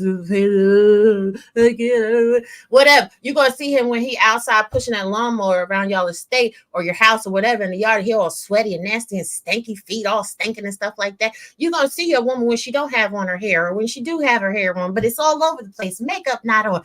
Then gain some weight. Holy drawers. All of that. All of that. You got to be prepared for all of that in a relationship, and y'all not. Y'all just want the pedestalized representative. Y'all better snap into reality. What's wrong with you? Well, fantastic. How do you think? Do you think you hold your own when you get in these back and forths with these men that have been married for 10, 15, 20 years, and they come in and try to shut you down and let you know, look here? Because in my opinion, they try to belittle the guys, because I think a lot of guys make some good arguments and some people obviously don't. I think that's like the trump card, like Robbie says, they try to throw that in. You're like, how do you feel like you hold your own against these people when this happens? Because I know this happens to you at least a couple times on these panels. No, you ain't got to mention no names because they gonna call you. There's no need, but it's not any vitriol or anything vicious for the most part. Men aren't that bad. The ones that women were the worst. Because really? Again, because my situation is kind of rare in being that I'm the person that initiated the whole situation. I left, you know what I'm saying? So women can't stand that idea of that, right? I'm ugly, I'm broke, I'm this, I'm that. Why would I, all these different things? That's ridiculous, Fantastic. They should never say you. Bro. Listen, man. I'm all that, man. But the men, when they have the conversation, bro, and like I said, they really can't use it on me because, like I said, of the marriage that I had a true marriage. I didn't marry my ex-wife, because I was tired of fucking hoes. I didn't marry her for no military shit. Listen, I was already getting BAH, family BAH, because I had my twins before I met my wife. You don't get an increase for adding people to it. So I didn't marry her for a military marriage, any of those things. I married her because I honestly thought she was gonna be the woman I spent the rest of my life with. And we got married young. She was 20, I was 25. We grew together. Due to my job, that was a big part of it. Us being apart, living away in two different places. But I saw her growth, she saw my growth, and it came to a point of where, we had to part ways. So I know, like, there's nothing that a married man could tell me about marriage. Just because you're still married don't mean, like Raw B said, a lot of these people out here, man, like I said, I've seen the worst of the worst and the best of marriage. So I'm I have insider trading, shout out to Aaron O, man, for for the stock advice and everything, right? So I have like insider trading information when it comes to this, because I've been there, done that, right? So, but like I said, for the dudes, for the most part, with me, they, you know what I mean. I hold my own in any debate or whatever. So I rarely get that thrown in my face about whatever. You know, it usually, like I said, the people that have the crazy to say, well, you couldn't keep your wife, like you know what I'm saying. It's some other single. Nobody ain't said that to you. Chill. Stop Nobody. it, man. Some other single Nobody motherfucker ain't said that to you. that's out here messing with dirty foot, you know, BV bitches. You know what I'm saying? I'm just saying. So Robbie, which guys have you seen where you like? I do think they give sound relationship advice as far as being a married man.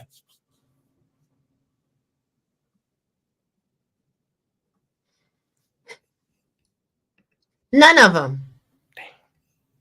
It's a lot of married guys in our space. It's a lot of them, actually. It's kind of shocking sometimes. People are like, dang, it's a lot of it's a good amount of them. Well, again, you know, I'm in a privileged position to have a lot of information. So, you know what? I take it back. Either man, I'll say either man. He gives decent marriage advice. Okay. But that's my brother. So y'all, that's why I didn't want to say that, because y'all gonna say I'm biased. But bias. bias. Yeah, Hank is not married. He ain't married. But you know, I just gotta share this. You know, I'm trying to behave myself. I am trying to behave myself. But Alpha Omega says something crazy in the chat. And we just got to can you please share the screen? Absolutely. I'm afraid to, but I'll do it. Okay, Alpha Omega, right? This is from SamsonHistorical.com. I put the link in the chat for you. The business of marriage. Americans have sat here and bastardized the actual trajectory of what marriage is supposed to be, which is why in other countries they have arranged marriages. Marriage is the joining of two families to build socioeconomic empires. It's not for love. It's not for love. This is a modern twist on what marriage is supposed to be, which is why so many people coveted, oh my God, I have to love them. They're the love of my life. Because De Beers has sold you a bullshit message so that you could spend like half your year's salary on a ring that is devalued as soon as it's created. Let's stop the cap. Stop it. When you marry somebody, you better be marrying for business. You better be marrying so that when you have children, your children can have a better socioeconomic advantage. You got the poor marrying the poor and staying poor. Ain't we lucky we got them? Good time. This is what is the sum total of everything that we talk about every day. Now, Trigger Mike is crazy. Trigger Mike do give some good advice sometimes or whatever. I like Trigger Mike or whatever, but he crazy. He's very extremist, right? And I don't think that anybody giving extremist advice, no shade to anybody, is giving good advice. Because in a marriage, marriages should be balanced. That's how you get to happily ever after. It's a balance. It's understanding the good with the bad and balancing out the books so that you come to a zero sum total and it's not too much of this or too much of that. I think a lot of people are delusional. They're just delusional. You're on mute, Aaron. Do you think society still needs marriage presently as at the same rate or as to be as impactful as it has been in the past? I think marriage is needed now more than ever. But if we go back to arranged marriages and the business of marriage, then we would have more economic growth.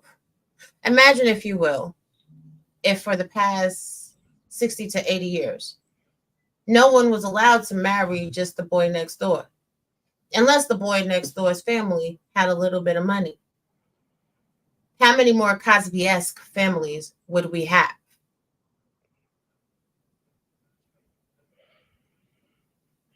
So this is what I think. I think we live in a built-up society where we've solved a lot of issues. We're no longer in past times where the use of marriage was for it to be prosperous and things like that. Now we've had people who have more control, like let's say the grandmother was running the family or the grandfather. That don't happen no more, bro. I got my own family. You don't. Sorry, mom, I love you, but I run this. Sorry, this mine. It's no longer like the hierarchy of control of families really anymore, right? We have very much individualized families and families part of subsets and all these things. So I'm saying that there are women, there are men who did not enjoy those particular unions, and they said, you better get married for love, because I couldn't stand her guts for the last 30 years, but I made a commitment. And she says, yeah, he got me out of here. He gave me a nice home, but I really loved Eric, but he couldn't do much for me. And we've moved to a place where now, okay, we got government programs. Nobody is going to be struggling at the rates at that which they were back then. Now it's all about choice, desires, etc. Not saying that's right or not. I'm saying we're in that present time. That will not shift. That will not shift. So I think the vehicle, which was the union of marriage, will not be as coveted and as desirable in present times, because I think those people that produce these generations altered it over time. I mean, I agree to a point, right? Yeah. Marriage is always going to be coveted, though, especially by women. You know why? Because it's their day to be the boss. It's their day that everybody in all of the kingdom has to kiss their behind and give them exactly what they want. Because it's their day. It's my day. It's my day. They literally have created a whole entire franchise based off of bridezilla's. They're not, none of those women are concerned with the actual marriage. They're concerned with the wedding. So as long as they can sell you extravagant honeymoons in Dubai, $50,000 weddings, marriage is always going to be coveted. And especially they get a double bonus. They get a double bag, because divorce in couples that can afford those type of marriages usually cost upwards of like $10,000 to $20,000. Now, Joe Schmo and them that are going to the justice of the peace and getting married, well, it costs them $30 to get married. It costs them $1,500 to divorce. Easy peasy, no fuss, no muss. And another thing, when we're talking about these divorce statistics, let's talk about marital equity. People want prenups and everything else, but the majority of people that are getting divorced are getting uncontested divorces because there's no property, there's no division of assets. If you have division of assets, you're not getting an uncontested divorce.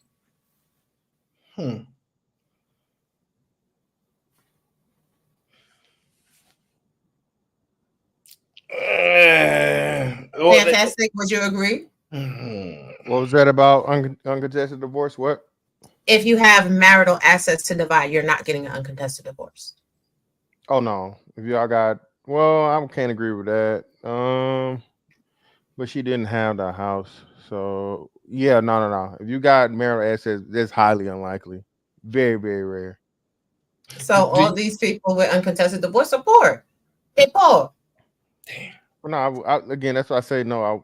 You can't correlate that either, because it's nuanced. But you are right. Out the majority of people. Hold on. So let me walk this down. So the majority of homeowners are married people. That's the majority, right? Mm-hmm. Outside of the corporations, outside of BlackRock and them. But we're talking about regular property owners. So the majority of homeowners, like people that are married people. So from that point, the most of those people would at least have marital property for I would say 90-some%. My situation was different because I already had the house before we got married. So I never put her on the house or whatever. So the house is mine. I had it before the marriage, so it's not marital property. It depends on what transpires. So start making. Let's not get into that right now. Well, like I said, Florida is different. I know, like Cali, New York is different. A lot of blue states, it don't matter. But now here, I had mine beforehand, so I wouldn't say the majority of people. So you recommend us buying our homes and then getting married? Oh, most definitely. Don't ever buy a house but married, because now you got to split it, no doubt. What's crazy? It was I saw this on YouTube. this dude literally who covered it. Damn, it was somebody that covered it, right? Actually, no, it was on IG. And you talk about the soccer player that put everything in his mouth? No, no.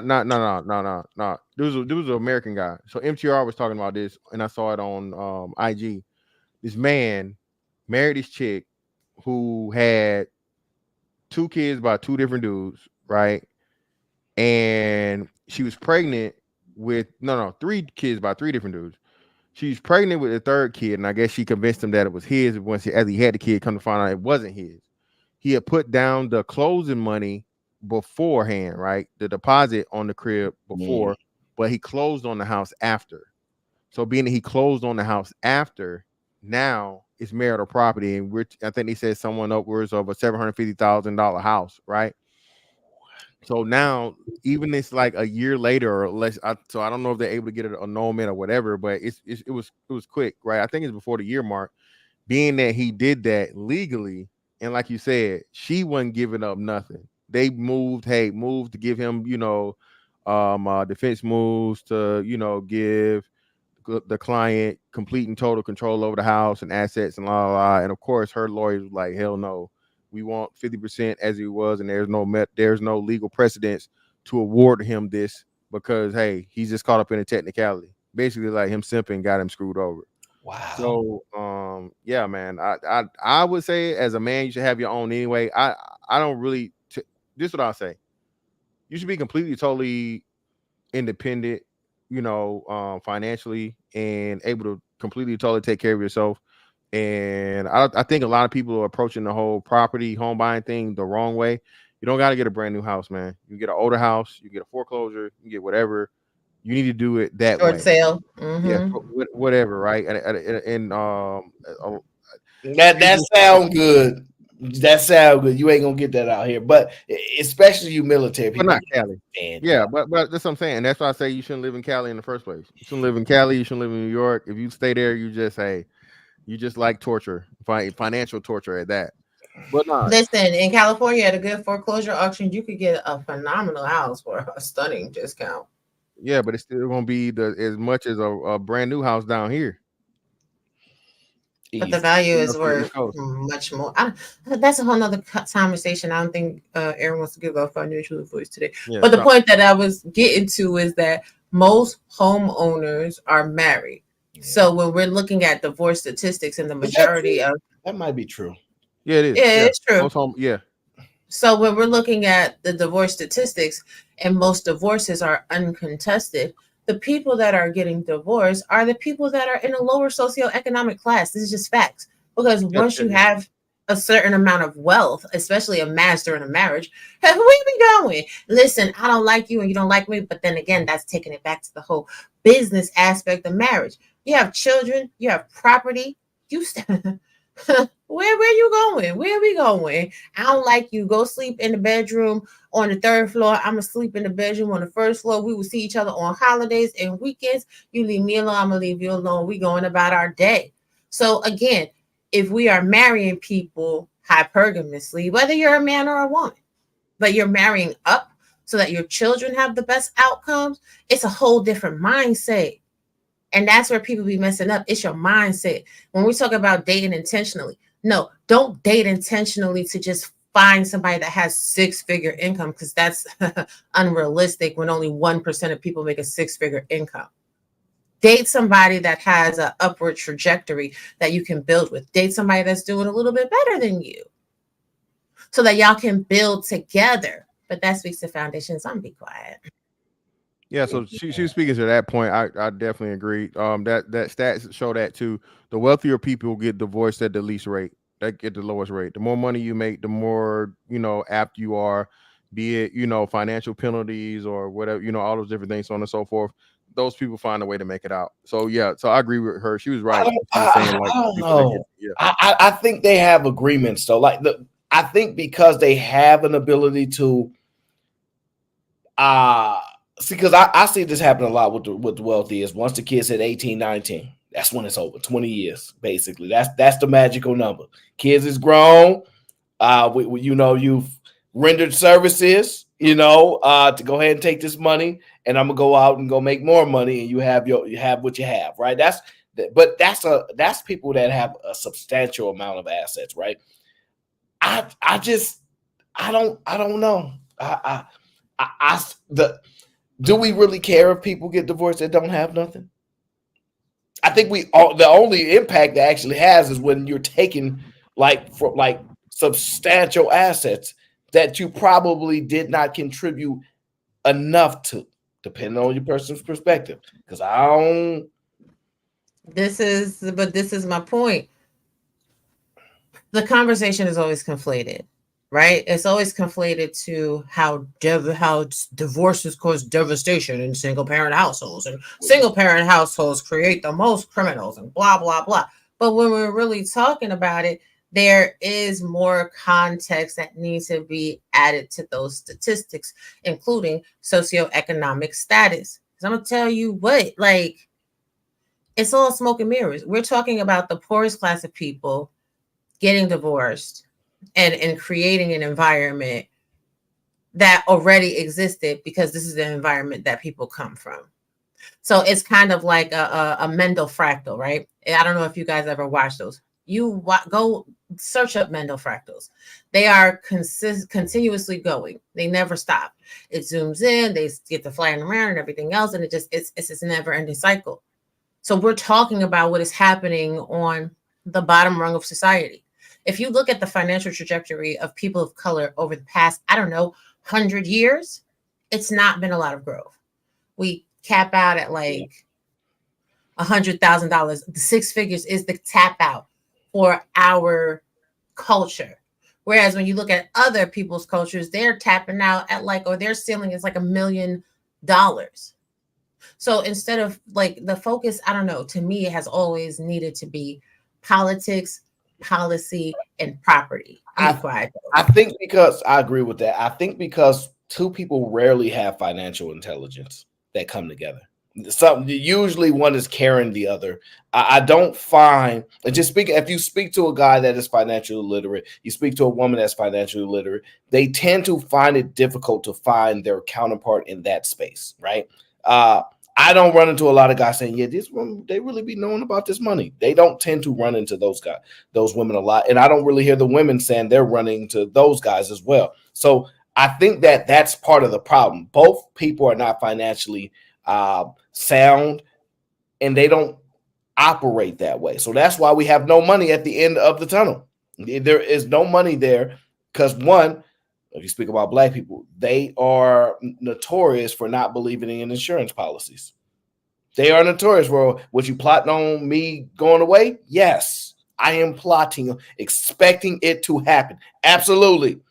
And there's a natural people that are like just afraid of it. I don't know. Is that normal? What y'all have experienced with Black people? Like, I don't feel comfortable with knowing, like, they don't tend to invest in policies. And I see people of other groups investing in insurance policies in their late 20s. Yeah, of course, like you said, that goes back to the financial literacy and just, I'll say willful ignorance at this point, because like you said, you look at the lack of planning, right, and long-term financial strategy, right, with the I think is 2-something trillion spending power we have is just ridiculous, man. It's truly sad. The amount of money we spend versus the amount of money we save and create, it's not even, you know what I mean? Like you said, bro, people talk about all these things and the amount of money that's made, but Aaron, man, most of these people, they couldn't even tell you, you know what I'm saying, what time the stock market closes. They don't even know what IRA stands for. You know what I'm saying? None of these things, investment, and like I said, there's plenty of other investments and things you have. Yeah, a lot of them don't even know about crypto. You know what I'm saying? So it's just so many things that I think we're behind, bro. We're behind. Well, how many people actually got money when family passed on? Very few. That's what I'm talking about. They had directly. I can't think of nobody. It's a minimal number at best of people that I know. that got any type of inheritance. But right, like here's the thing. If you get an insurance policy, be it term or whole life, and you're in your 20s, you're going to spend less money than people spend on super chats that they donate on YouTube. As you get older, of course, your premiums are going to go up because your weight is going to be out of balance. You're going to have pre-existing health conditions. You're probably a smoker or whatever. But still, in all, I watch people every day, the wild bread on social media.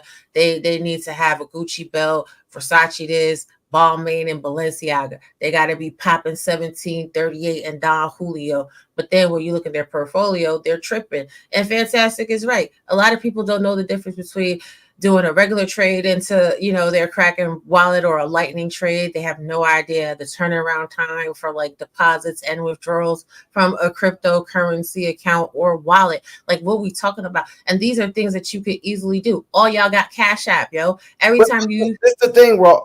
I don't think you have to specialize in all that. I think one or two vehicles is all you need. I'm not saying you shouldn't get some level of expertise in other areas, but what I found is that people have zero vehicles, zero. And having one or two, that can be all right. Nah, this is the thing. Everybody got Cash App, so everybody got one. You using your Cash App card all day, Cash App got Roundup. Cash App literally takes the brain power out of it. They put your change into a crypto account for you. So there really is no excuse. People spend all day on these damn phones, right? Everybody has a phone. Guess what? You can download Albert, you can download Bridget, you can download Chime, you can download Coinbase, you can download Kraken. You got YouTube downloaded on your stuff. And while you sitting here, if y'all stop being so cheap and pay the $15 to YouTube for the YouTube premium, you can bloop, bloop, slide up YouTube, be listening to YouTube in the background while you reading articles and learning how to play with cryptocurrency. Like it's just so crazy to me. And what Fantastic was saying earlier about the headsets that you could put on and you can look at, and do the Minority Report thing. Well, me and Sel just did a video the other day about transplanting heads. You can transplant your head from one body to another. Elon Musk created a Neuralink like 4 years ago. And people are just catching on to that because it's about to be a mass production. They're going to put chips in your head. And you could be Professor X moving things around. Like, I don't judge nobody.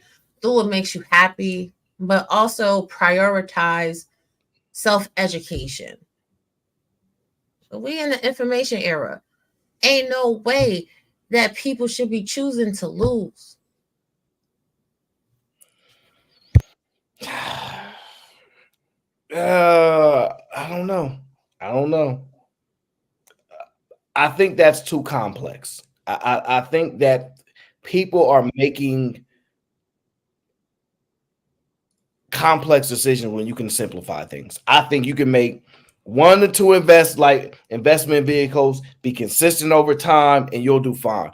But starting at zero, bad idea. Because I don't think it's gonna work. Hey, Remy. Hey. Is that wine in your cup? That look like wine. It is. It's my Friday. Oh, you're a wine connoisseur. I knew something was up. I got water too. Yeah, I hope you got some water. I do. I drink at least 6 bottles a day. Remy, are you familiar with investment products? I'm sorry, I wasn't listening to the conversation. I just got home. So, no, though. What you can tell me about it? Well, Fantastic was basically saying all the black folks is broke and they not leaving their children nothing. What?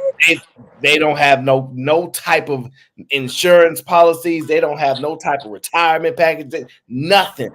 So whenever they pass on, they leave. People were saying they have the fish fry or something. Is that what it's called? GoFundMe and the t-shirt drives. Oh, the fish place. Yeah, the fish place and the car wash and all that good stuff. Yeah. I mean, I understand what he's saying. Not a lot of black families have stuff to pass on to their children, but I think we are doing better. You really feel like? I think. I mean, like, go ahead. Go ahead. No, you good. No, I was just gonna say, like, based on my upbringing, my parents definitely left stuff to pass down, and like my uncles and my grandfather, I'm kind of used to it, but I do understand, other people have other circumstances. You got siblings? I got a younger sister. That's it. Yeah, y'all might not fight too much, but back in the day, what you would no, 7 children, 13 children was the normal. So my mom, she's the youngest of 10. See, that was the norm. So yeah, I understand. So they was fighting. Well, see, the thing is, grandma and grandpa had a house. They paid it off and they grinded for a long time, right? The problem was the drugs came in the 80s. And I said it all the time. And Fantastic was like, look, we're gonna sell mom's house. No, I don't want to sell the house. No, we're gonna sell the house, we're gonna split it. All right, we're gonna split it. You do what you want with your money, I do what I want with my money. And then people can never buy back in because the prices was just too high. This is what happens to people all the time. There are people, somebody put the work in, the 80s happened, and we've been going downhill ever since. There's some adjustments because I do see people trying to learn more. I see more like active, like parents and being more concerned for that more often now. But the financial part, I'm not seeing the growth enough. Well, Robbie is she worried about your background noise, Remy. Oh, okay. She's trying not to pretend like she don't hear it, but she's like a production leader in this space, so she don't play with that. So when she hear the she's like, excuse me, miss, I know that's coming from you. So, is it better? Yes, absolutely. I think whatever device you're using, the speaker in which usually picks up your sound is being muffled because it's been stopped from I don't know, I'm not technically sounding out like that, so I just make these assumptions on the internet to try to look cool. Shout out to Broke Jack. He said, I want to come up and flirt, I mean to Raw B. Now stop it, Jack, stop it. That's why we keep getting in trouble on the internet now, because of you. Robbie is taken. No flirting with Robbie, please. Thank you. Don't worry, Jack flirt. He does that a lot on the internet. He can't help himself. But I do think there is some hope because I do see a lot more people trying to learn a little bit, but I think they're so terrified because I don't see enough of it. People are afraid to get out of their comfort zone for sure. So I agree. So Remy, how long you been in our space? I started off watching Lapeef, so since when Kay and Anton and like all that. So since then. And are you an adrenaline, like what is it? What's the word? Adrenaline? Adrenaline junkie. Adrenaline junkie. There we go. Are you one of those when Anton was like saying everything was going off and you was like, yeah. No, I was like, nah. No? Okay. No. Like, what do you mean? Like when he was like going off when? Because he went off on women, men. Like, are you talking about in general when he was going off? Well, I'm just looking for what people really liked about that show. Was the excitement? Was it the battles? No, I like the different perspectives. That's what I like. I like that like not everyone was the same. So. Yeah. Those days is over with. I know, it's gone. Tell the truth. Do you even still watch Lapeef? Yeah, I watch it sometimes, not as much. Stop putting y'all. I'm not going to answer those questions. Ain't nobody gonna be mad at you. Hey, you ain't gonna get in trouble. You might get in trouble. I know you like being messy, so. I'm messy. I'm messy now. You know you are. I'm not messy. Oh my goodness. Okay. Yes, Remy needs a house husband. Shout out to Remy. Fire Raw B, does Remy need a dusty house husband? No. Dusty? Come on, man. No. No, you don't rock with house husbands? I just don't need one. But you cool with them though. I mean, I respect them. Okay, that's good enough. As long as would you let your daddy be Mr. Mom? What do you mean? What I let him? Like, he's my dad. He's not gonna listen to me like I mean, that. I'm sorry. I didn't mean Zaddy. Okay, Zaddy. Everybody don't have a Zaddy. Would you let your man be Mr. Mom? Were you Like your talking about husband? like my man when you said daddy? I thought you were talking about my Yeah, actual that's dad. that. Yeah, that's Okay, why I'm I had sorry. to I still catch. call my dad daddy. So when you said that, Oh, I was like, yeah. I was literally thinking of him. So would I let him be a house husband? I mean, I wouldn't want it. I like the balance we have now. So I know probably not. So you don't want your kids homeschooled? I do want them homeschooled. I do want them homeschooled. And if Like if one of us had to sacrifice, I wouldn't mind. Like it's not something I want. Like if we had to choose between which one had to stay home to the homeschool, and if it was him, I'd be like, okay. It would be an adjustment though, because I'm used to us both contributing. Well, hey, Would you be Aaron. less attracted to him? I don't know. Like I want to say I want it, but I can see how I may look at him differently being in that situation. Fair. If you like him, you wouldn't care. But hey, Aaron, appreciate you, bro. I know y'all on the West Coast, man. It's a little late over here, so I'm gonna get up out of here, Yeah, man. all right, Appreciate you. Florida Nate. All right, man. Shout You out, take it shout out to easy. Raw B, Remy. Nice meeting you. Holla at everybody, man. I'm out. I'm gonna pull up on you, fantastic. Bye. No. Fantastic because of craziness on these panels. Yeah, he do. He do. But I think you and him gave some really good balance today, as far as because I noticed that people be in the chat talk about you ain't married, they be going off on people, right? But I think you guys gave pretty good balance to like if that really holds any actual weight in these conversations. Yeah, and to me, can you mute Remy, please? Because thank you, babes. To me, it doesn't hold any weight because nobody really knows what's behind the glass. Like, so how I would say with either man actually shows his marriage, right? He shows his family. So yeah, regardless of if you agree with his talking points or not, he's showing you that he's living what he's saying. So the people on the platform that are actually showing that and showing outside, like those people, I can tolerate and respect what they're saying because we don't have to agree, but at least show what you live in. If all I see is you on these panels, honey, eating hot chili Cheetos and doing what you do, I don't believe you. You need more people. But I'm actually about to go too. It's like 11:18 at night, Aaron. I'm about to go to sleep. Yeah, I don't blame you.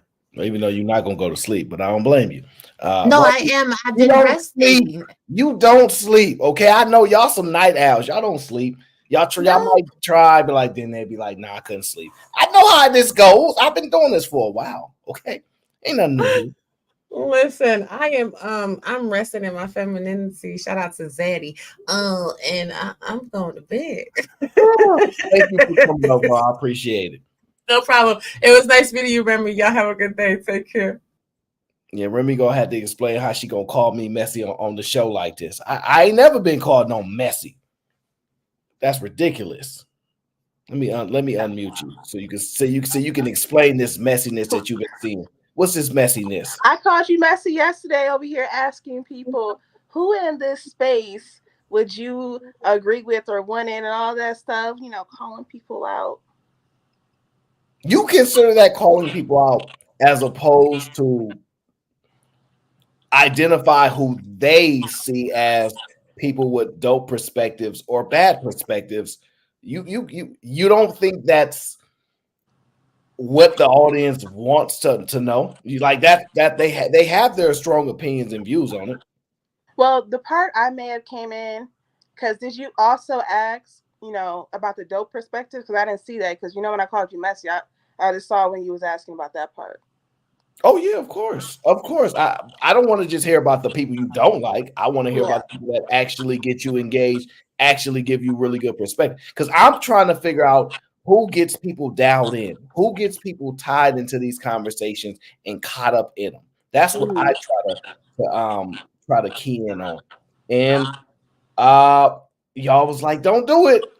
You don't think people can take the truth? I think they can. Just watching this space for a while, you know how taking the truth can be, like people getting their feelings. So that's why I was thinking it was messy. People do be getting in their feelings. So Yeah. Who are your favorite people? who is my favorite people? Um, just the people I watch a lot, I guess, like Sharon, you, and Hamp. That's the main people I watch now. Okay, so okay, well, so then that's quite the mix right there. That is quite the mix right there. Hmm. And I don't agree with all y'all. I be telling all y'all like, what? What are y'all talking about? Y'all just be Okay, so if you disagree, do you and have? agree. Yeah, I don't care about the agree so much. Nah, I'm just messing. Do you have a sound argument to counter the perspective? Which one? Like, yes, Give at the me something. time. Give me something you disagree with. We can solve it right now. Oh my goodness, I gotta think. You like Robbie said, it is 11 something at night. I gotta think about all that. I already told you You I was just in the disagree. chat, boo hooing the other day. You said I was gonna try booing. You was boo hooing the other day, so you know what you don't like. You know what I got, something I and I said. brought it up. Like I said, you being messy. I brought that part up. That's what I can remember right now. No. You know Um, what you disagree with. I I disagree with some of these people's perspectives about relationships. Like, I don't think relationships are just one way, and I feel like a lot of people they talk about relationships in one way, and I don't want to bring up names. I think only married people talk about it one way. Really, Yes, I can man. I can I, I can see that. I can see that, but I don't like fully agree. I feel like okay, maybe the married people on these spaces talk about it one way. I'll give you that because I'm trying to think about it. But I do feel like I feel like when Sharon talks about marriage, he talks about it one way, but he doesn't like talk badly about other marriages. He doesn't want people's marriages to be like his. Mhm. He just wants people to be together and happy. So Yeah, but so you don't have an issue with that. So see, this is the thing, right? People be in the chat, you be in the chat. I be And you talking mad shit. disagree with something, and when you have the opportunity to present Hmm. talking points, perspectives that you totally disagree with, you can't think of none of them. Cause I told myself I was gonna write it down too, but I was like, maybe on another show I can write all that stuff down. I thought this was gonna be a little bit more chill. I was just really trying to say hey, because you Yeah, I was calling appreciate me it. out. No, I don't call you out. I call everybody out. But I'm just saying when you called me out, that's why I wanted to come say hey, because you was like, Oh, so you was like, I ain't scared. That's what you're trying to say. yeah, They think you scared. I see the chat right now. Leave her alone. She's they're calling you scared. scared. I can't see the chat. How do you see the chat? Stay out that chat. I don't even know how to see it. Yeah, yeah, no, what I do. I am scary though, so like, don't come at me too hard. No, I'm not gonna do that because I found out you're a big sports fan, especially the WNBA. That kind of get your soul moving and stuff like It that. So does. It does. yeah, I didn't know you was a ball like that was your thing. See, I always connect some level of business to everything. So Hmm. right to make it make sense. And are you a proud black woman? What? Yes. No. I'm a proud woman. Well, there are proud women and there are proud black women. I mean, I do enjoy being black. And I'm a proud woman, so I guess I am a proud black woman. You asked what? You're right. Better question. Are you pro-black? No. Mm, Mm-mm. okay. I wouldn't I'm for black people and I do engage in a lot of I want to say like black activities, but at the same time I don't like I like to go hiking and people always tell me that's white. I like hiking. Yeah, I like hiking too. I like roller skating and stuff like that, but I also like watching this stuff too. So I definitely can't roller skate. So let me ask you this. Did you have thoughts about Eboni K. Williams? Are you familiar with her? through the space, that's it. That's all you really need to know. Just know, Okay. just know she having a solo baby by herself. I mean, I hope it works out for her. So do you think that's a good idea for women to start doing, or you think like no, get you a man? I mean, I don't want to just say get you a man. I would rather say like get you like someone who you really connect with, because like just to get in any relationship, I don't think it's beneficial. Like you have to have a connection with that person in order for you guys to coexist with one another. Mm, Mm, mm, what? Okay, so are you one of those people that believe in love? Yes. Ah, gotcha. What's wrong with love? You want all right? Watch it. Watch this. Can you explain what love is? Oh my goodness. This is what I'm saying. That's what I'm Oh saying. my Like, come on, man. goodness. This is what I'm saying. Y'all can't never ever explain this. Me and Cheeky been trying to figure this out for a what is this stuff that y'all speak What of? is this stuff? Oh, you know what it is. You know what it is. That sounds ridiculous. You can't tell me what it is? I can't. I'm How? trying to think of it in depthly right now. It's a feeling. That's all I can like really say. It's like a feeling.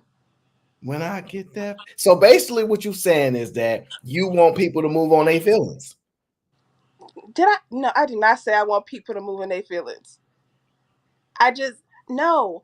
I'm saying that I've seen people get in relationships with men and have kids with them, and it not work out because they don't know each other. Like they just are They're just there.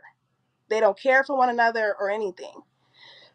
I think there needs to be some level of care so you can like show the child like what they want of their own in a relationship.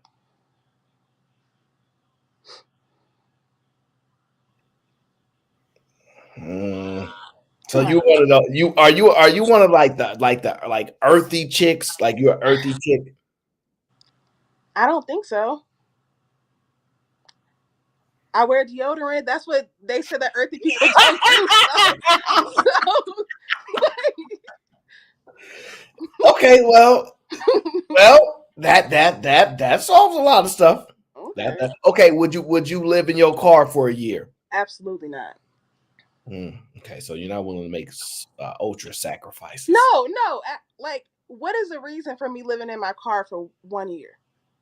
Maybe I should ask that. Because you want to quit your job. But I don't want to quit my job. I like my job. Everybody like their job till they don't like their job. No, but like, come on now. You said I'm not willing to make sacrifices because I don't want to live in my car for a year. No, I said big sacrifices. I'll make big sacrifices. That's just not one of them. Okay. Do you know how much money you could save if you lived in your car?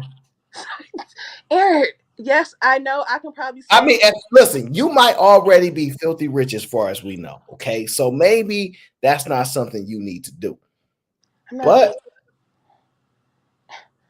live in my car. Do you know how to live and do what? Do what in my car for a year? to put yourself financially ahead, you got to grind it out for a year to give yourself some savings because the overhead is too high and you're struggling. You're not getting, all you're doing is working and go everything going to bills. The overhead cost is too high. So it's gonna be me, my boyfriend, and my two cats, Remy and Ice. That's my cats. Like You they got can't fit. cats? Remy and Ice are my cats. They can't fit in the car. My SUV, no. No, sir. You got two cats? Yes. And you found a guy to agree with cats? We got them together. Cats are way cleaner than dogs. No, what? Absolutely. Man, I can't believe you pick cats over dogs. I can't believe. They're cleaner. They're cuter. I like their purrs. Yeah, they're lit. They're on lit. I can't believe you put cats over dogs. I can't believe you. I liked my dog growing up, but dogs are dirty. They're like, I was gonna say they're aggressive, but so are my cats. Like they be fighting. So, yeah, dogs are just dirty and nasty. But Now, I like them though. But I'm allergic, so mm-mm-mm. that too. So yeah, basically, I ain't gonna lie. I stopped watching Lapeef because Uncle Logic is not there. Okay, I've expressed it. Okay, it hurts. JJ Carver said, "Ask her for a pinky toe curl upward. That's a red flag." Ooh, that's a good point. Wait, what do you mean? That's a good point. Why would my pinky toe curl upward? That's a red flag if it do. I mean, it don't. Jack says he missed K Wait, and K. why would it do that? I don't know. That's a red flag if it do. That's what he said. I ain't never even thought about a curled upward toe or pinky toe. I ain't done the studies on it, but you know, JJ, he bore it out of his mind. He'll look up why is it, you know. I didn't miss K and Kayla on the show. I miss Uncle Logic, so I can't watch it. I miss them all. I really do. Do you think the show would, if everybody came back, it would be back popping like crazy again? I think so. Wow. You don't think so? I don't know. I think it would. I'm one of those people. Once the dynamic is created, it's really, really hard to like bring it back again. I think it's hard. Hmm. Yeah. I mean, yeah, because I do feel like towards the end it started to get a lot more petty. Like the conversations weren't as genuine. So I don't. But you know how like we like to see the drama sometimes. So I think people would just enjoy seeing them all back together and the potential of them going at each other. So because that's what people like to see in other panels too. Is that what y'all go to the shows to see? Drama? Not just drama, but like it makes the show interesting. But to me, what makes the show interesting is like the commentary stuff, like the funny stuff, like when Shran be acting crazy, or he had people on there who just be acting crazy. Like it's funny sometimes, but you know. Y'all be coming to YouTube for these people to entertain y'all. I mean, I started off watching Lapeef and it was entertaining. And I learned a little bit from it, but like, you know, you gotta take all this stuff with a grain of salt. So yeah, this stuff turned the internet upside down. yeah, but so that's why it's like more entertaining than like a learning experience. Well, I do think you got to mix the entertainment part in there just a tad bit. Mm-hmm. Yeah, I don't know who's next. See, what happens in this space every couple days to a week, some pop off.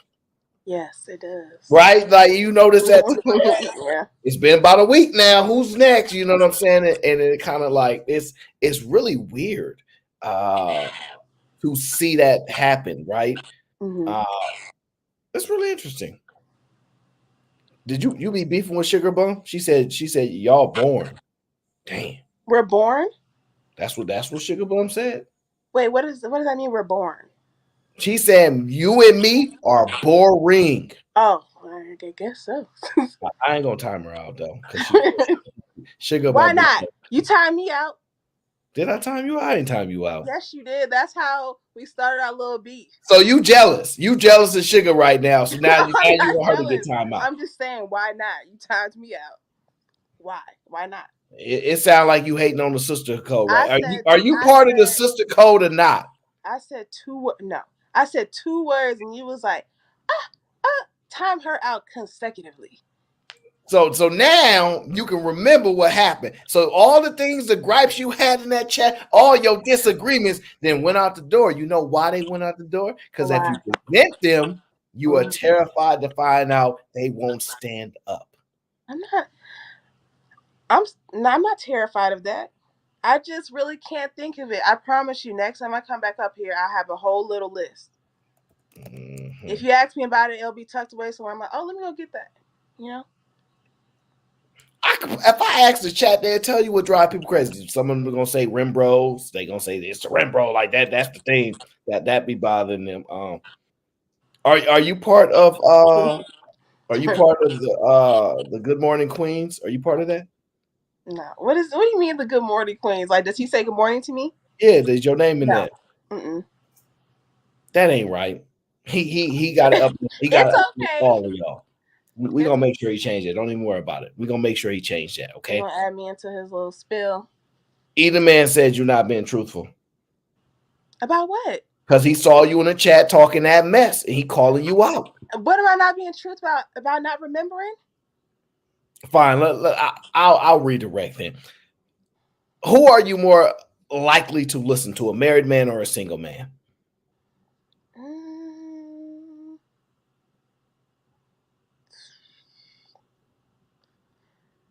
I'll say a single man, but I really will listen to them both. Like, I will take in both of their advices if I agree with some of what they're saying. They just gotta be realistic when they talk. You can't just talk from this place where like it's so unrealistic. That's when I stopped listening. So are you saying these married men be coming up on these panels and they be presenting these wild perspectives where you like sound a little too good to be true? Sometimes, for sure. I ain't gonna ask you to say no names. Don't worry about that. I already know who you're thinking about. I'm not thinking about anybody. Yeah, Wait, you I said. don't know what I'm not being truthful about. What did he say? I can't even. How do you see the chat? How do I see the chat? How do I see it? Well, you on your phone? Yes. Oh Lord. I mean, I use a lap. I've never done none of this on my phone before. I only use laptop. I don't know how to use phone. But I think people be using 2 phones or 3 phones. So they be using like a tablet, the phone. They be giving all that kind of stuff up. I got a laptop too, but I should have been on it so I can watch these games. Oh, that's right. Well, I mean, the playoffs start tomorrow. And I was talking about WNBA, sir. Nobody really watching those games like that. Come on, stop it. I Don't do that. Do you know somebody that play in the league? Is that what it is? You got to support them. Candace Parker's father was my basketball coach growing up. Candace is retired. But I'm saying, since in college and everything, I've been watching women's basketball since she was in college. Okay, so now I know you really. Can you admit that like they don't really shoot the 3 ball very well? Yeah, not a majority of them. Not a majority. Like, you got a select few who are some shooters, but it's not like you can trust everyone to shoot a 3. So yeah, not the majority. I agree. Good, because that's why we got Caitlin Clark now. She about to change the game. Thank the heavens, finally. And I agree with that. Just like Steph Curry did. Like, when he came in with the threes, like, he changed the game. He made people start shooting more threes. So I think she's gonna make other girls better. She definitely don't shoot as good as Steph though. So. But did you see Asia Wilson last night? Tonight, I mean. Yeah, I heard she breaking. I heard she breaking the record. But the thing is, why are you entertained? Why are you entertained by layups and free throws? And how does that entertain? Okay, do you find the WNBA to be more entertaining than the NBA? It's a difference. Like, I grew up playing basketball, so when I watch it, it's like I used to play, so I understand everything. I really feel it, like that move that she did. I'm like, oh, that was a good move. You should have did this and that. Like, I just really understand it. But I do enjoy men's basketball. I mean, all the dunking and stuff is not as entertaining to me, but it's nice. I'd be like, woo. Wow. I ain't never heard nobody say they prefer the WNBA over the NBA in my life.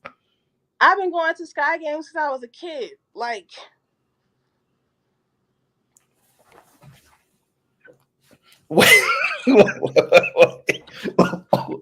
so wait, gotta make sure I live through this. Stop laughing at me.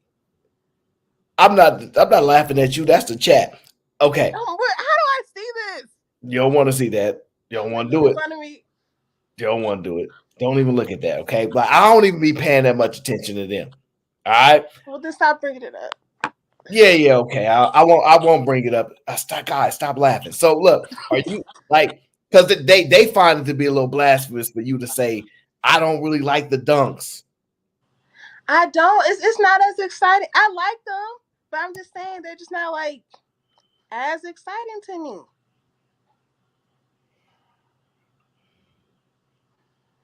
And so when the girls dribble the basketball, Oh my goodness. like you men get do the same thing where they dribble and do like they ain't got no handle. They have nice body control when they go up and make a layup and stuff like that. Wait. So you telling me somebody in the WNBA got handles like Kyrie Irving? I'm telling you right now that somebody in college got handles like D Rose.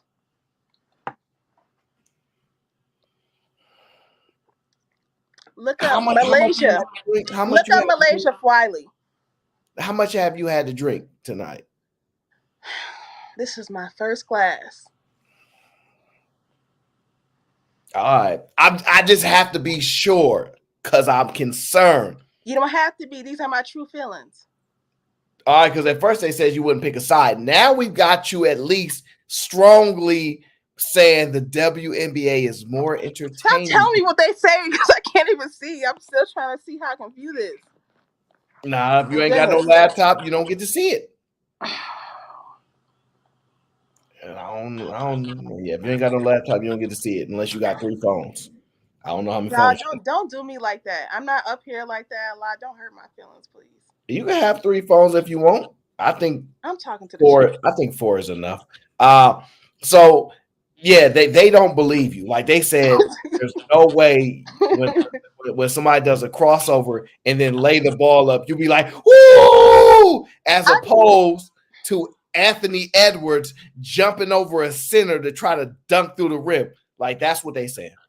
No, yeah, I be in them games standing up. Like people don't like sitting behind me at WNBA games at all because I move too much. It is what it is. It's super exciting. You missing out. Y'all missing out. I'm telling y'all. I'ma just tell you the truth, right? This is the truth. If the women become more attractive physically, then there will be more intrigue for it. That's what my supervisor told me. He was like, "Why don't they wear volleyball shorts?" No, I'm not saying they got to do all that. I'm not saying they got to do all that. And I was like, "Why do they need?" I'm just saying, because come on, y'all can't, y'all handles not better. Y'all can't dunk. Y'all not shooting the 3 ball enough with enough conviction. Like it, so it ain't really no need for us to watch unless the women be like, "What's that?" So, well, I think it's like I said. I think Caitlin Clark, she's gonna make a lot of girls better.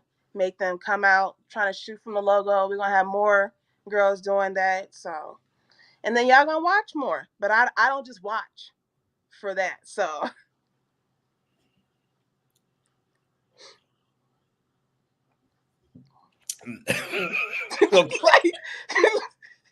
Because I never met nobody that really said they like the WNBA. I'm tempted to put a poll up and see if they. Okay, so Remy, can you dunk? They want to know if you can dunk. Absolutely. Okay, see, I mean that makes sense then. I'm just joking. Obviously, I can't dunk. They all know you can't dunk. Then what do you mean that makes? What does that mean that it makes sense? Because if you could dunk, you'd be in the WNBA. That's why. That is still a dream of mine. Oh, you feel like Lil Bow Wow? You just don't know. So you think no, you going? Stop. So you have a dream of making it to the. I mean, you could do you could probably do a rap career or something. No, I'm trying to be in the W. That was a dream of mine as a kid. It shouldn't be that hard. Stop with the disrespect. Listen, look, it's not no disrespect. They cross you up and then they lay the ball up and they miss. That's not what all happened. They be missing layups. Like, come on. Like, y'all be missing layups. Do you watch men's basketball? Because y'all be traveling, missing layups and everything. The difficultness of getting around a defender is much harder. Oh, you think the guys are crybabies? Yes. Did you see when LeBron got patted on the head and he was like out for a minute because he was just so confused, like, oh, my head hurts so bad. You ever got hit in the head like that? You ever got caught? No. The way he got hit in the head was like this. I got clown. Like, listen, man. Look, you're telling me in the back of the head now. I'm falling now. No. I'm talking about a light tap. He got. And it was like. You know what? I actually know what would take the WNBA to the next level. Tell me. I actually know what it is. I was listening to this video of this guy, and he actually gives a great breakdown of what will take the WNBA to the next level. So all you have to do. Oh my goodness. All you have to do is take a listen. If y'all ain't watching the WNBA, bro, you are missing out on elite drama. Like drama, reality TV level drama. All in the past week, bro, we have had a player into the top 5 all-time in scoring, DeWanna Bonner. And she did so by passing her ex-wife, Candace Dupree, and she scored the record-breaking bucket off of a pass from her current fiance, Alyssa Thomas. First of all, imagine your ex passing you on the all-time scoring list. Second of all, imagine her doing it off of a pass that she got from her new girl. But that wasn't the only couple drama that happened this week with that same team. Dejanay Carrington plays with DeWanna Bonner on the Connecticut Sun, and she committed a hard foul against Fever player Erica Wheeler. And after this foul was committed, Erica Wheeler went to go get in her face, and she got pushed back by her own teammate, Nalissa Smith. And Nalissa Smith also happens to be Dejanay Carrington's ex-girlfriend, which had a bunch of people questioning, why did you just defend your ex over your own teammate? But the WNBA is insane because in what other league do you have players dating each other? Man, fuck Caitlin Clark. This shit is real life love and basketball. I've seen that, okay? And so that's how y'all can get more eyes, because I ain't never heard no NBA players dating each other. So now that the WNBA, we don't know that. We ain't never heard. Keyword, we ain't heard of this. Yeah, we ain't heard. We know y'all, like, I shouldn't say y'all because I don't know if you into that, but we know the women in the league, most of them most likely be into that. There are a lot of women who are into that in the league. But I would say it's more 50-50. I would say like half it is probably gay and the other half is straight. They like men. No, I don't think it's 50-50. I think it's like 90% women. You can't say that. You don't watch. I don't watch I used to watch college way more. So you can't say that. You don't know. Yeah, they be in pictures together. That's how that doesn't mean nothing. It's 50-50. Listen, we see how that. Listen, we know the ones with the broad shoulders, fade cut. Like we know which ones is which ones, and a lot of them be looking like how they be looking. Whatever that means. Okay. Look, listen. Now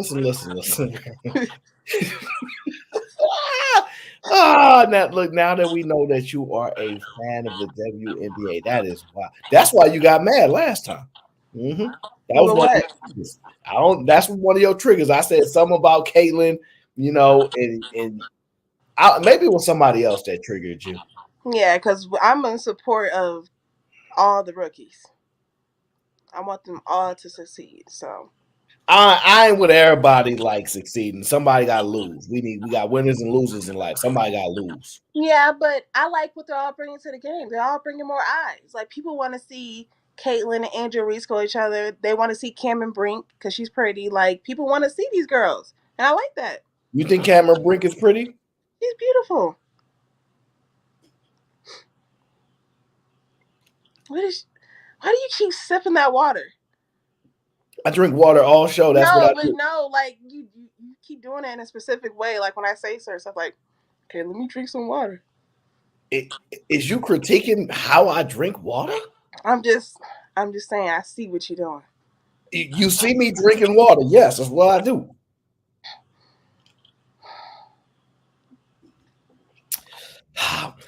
Remy, we have reached the conclusion of the show.